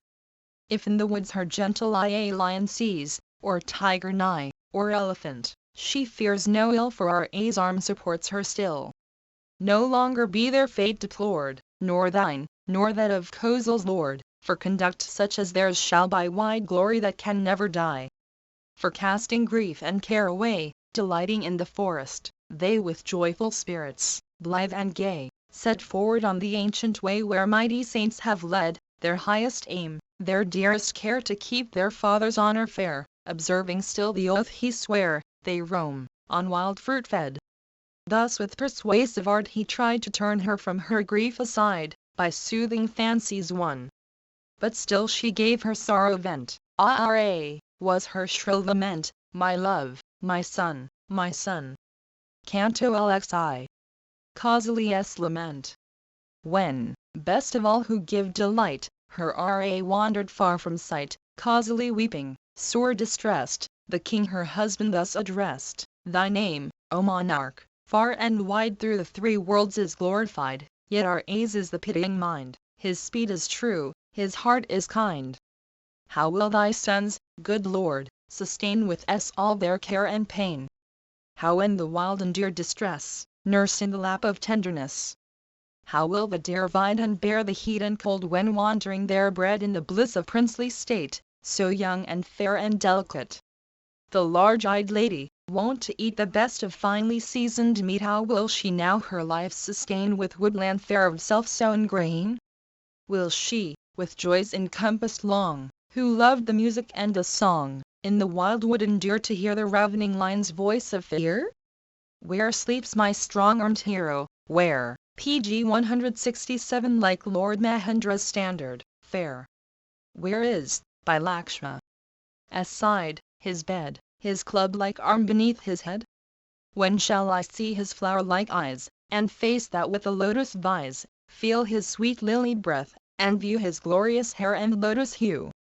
The heart within my breast, I feel, is adamant or hard as steel, or, in a thousand fragments split, the loss of him had shattered it, when those I love, who should be blessed, are wandering in the wood distressed, condemn their wretched lives to lead in exile, by thy ruthless deed.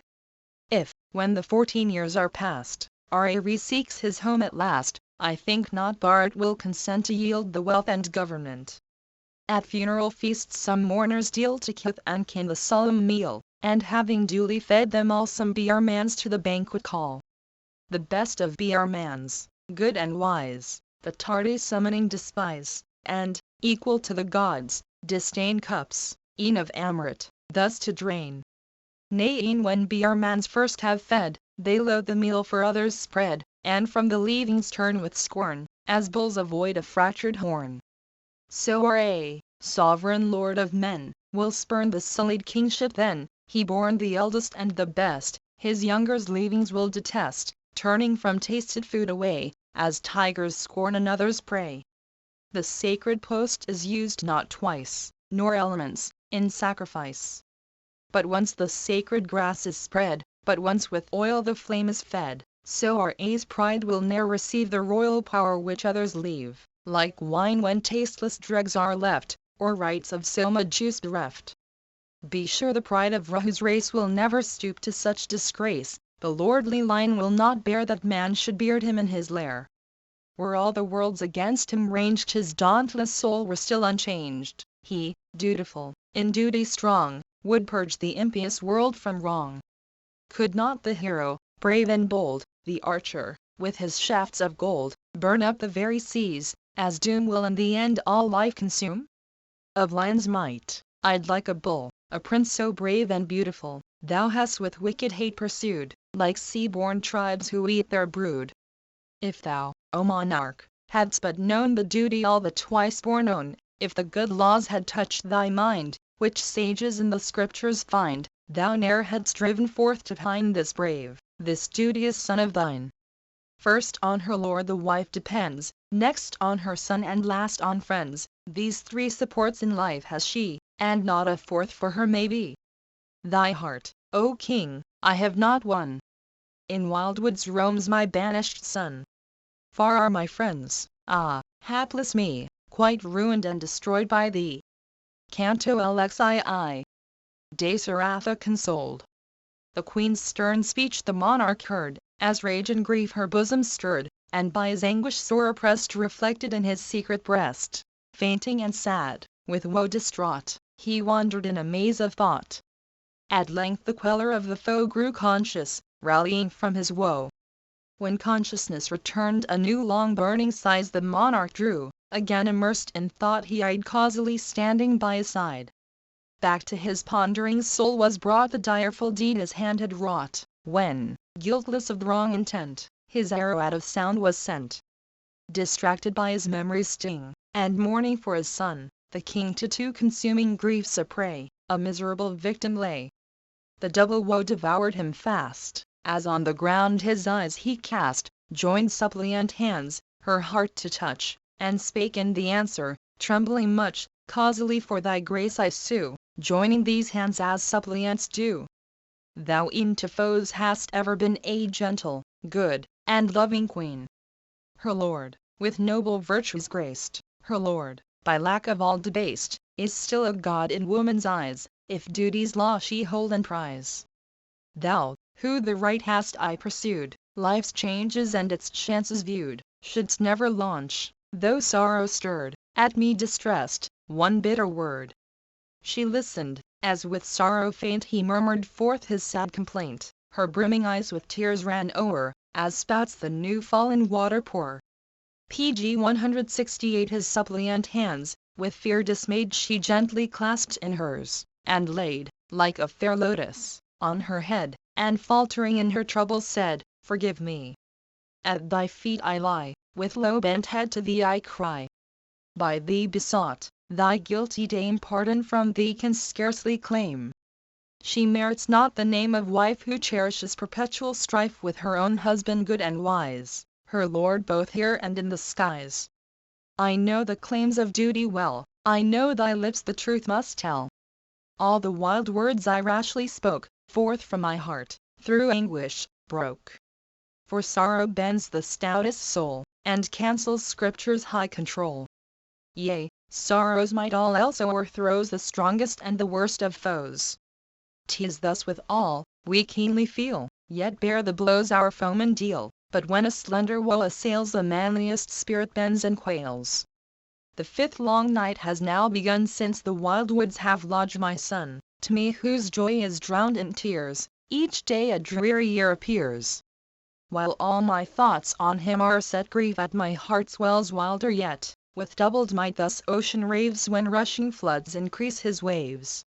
As from causally reasoning well the gentle words of wisdom fell, the sun went down with dying flame, and darkness o'er the landscape came. His lady's soothing words in part relieved the monarch's aching heart, who, wearied out by all his woes, yielded to sleep and took repose. Canto LXII. The Hermit's Son. But soon by rankling grief oppressed the king awoke from troubled rest, and his sad heart was tried again with anxious thought where all was pain. Ra and Lakshma's mournful fate on Dasaratha, good and great as Indra, pressed with crushing weight, as when the demon's might assails the sun god, and his glory pales. Ere yet the 6th long night was spent, since Ra to the woods was sent, the king at midnight sadly thought of the old crime his hand had wrought, and thus to Queen causally cried, who still for Ra moaned and sighed, "If thou art waking, give, I pray, attention to the words I say. Whate'er the conduct men pursue, be good or ill the acts they do, be sure, dear Queen, they find the meed of wicked or of virtuous deed. A heedless child we call the man whose feeble judgment fails to scan the weight of what his hands may do, its lightness, fault, and merit too. One lays the mango garden low, and bids the gay pallas grow, longing for fruit their bloom he sees, but grieves when fruit should bend the trees. Cut by my hand, my fruit trees fell, palla trees I watered well. My hopes this foolish heart deceive, and for my banished son I grieve. Causally in my youthful prime armed with my bow I wrought the crime, proud of my skill, my name renowned, an archer prince who shoots by sound. The deed this hand unwitting wrought this misery on my soul has brought, as children seize the deadly cup and blindly drink the poison up. As the unreasoning man may be charmed with the gay palla tree, I unaware have reaped the fruit of joying at a sound to shoot. As regent prince I shared the throne, thou wast a maid to me unknown, the early rain time duly came, and strengthened love's delicious flame. The sun had drained the earth that lay all glowing 'neath the summer day, and to the gloomy clime had fled where dwell the spirits of the dead. 335 The fervent heat that moment ceased, the darkening clouds each are increased, and frogs and deer and peacocks all rejoice to see the torrents fall. Their bright wings heavy from the shower, the birds, new bathed, had scarce the power to reach the branches of the trees whose high tops swayed beneath the breeze. The fallen rain, and falling still, hung like a sheet on every hill, till, with glad deer, each flooded steep showed glorious as the mighty deep. The torrents down its wooded side poured, some unstained, while others dyed pg 169 gold, ashy, silver, ochre, bore the tints of every mountain ore. In that sweet time, when all are pleased, my arrows and my bow I seized. Keen for the chase, in field or grove, down Sarj's bank my car I drove. I longed with all my lawless will some elephant by night to kill, some buffalo that came to drink, or tiger, at the river's brink. When all around was dark and still, I heard a pitcher slowly fill, and thought, obscured in deepest shade, an elephant the sound had made. I drew a shaft that glittered bright, fell as a serpent's venomed bite. I longed to lay the monster dead, and to the mark my arrow sped. Then in the calm of morning, clear a hermit's wailing smote my ear. Ah me, he cried, and sank, pierced by my arrow, on the bank. E'en as the weapon smote his side, I heard a human voice that cried, "Why lights this shaft on one like me, a poor and harmless devotee? I came by night to fill my jar from this lone stream where no men are. Ah, who this deadly shaft has shot? Whom have I wronged, and knew it not? Why should a boy so harmless feel the vengeance of the winged steel? Or who should slay the guiltless son of hermit sire who injures none, who dwells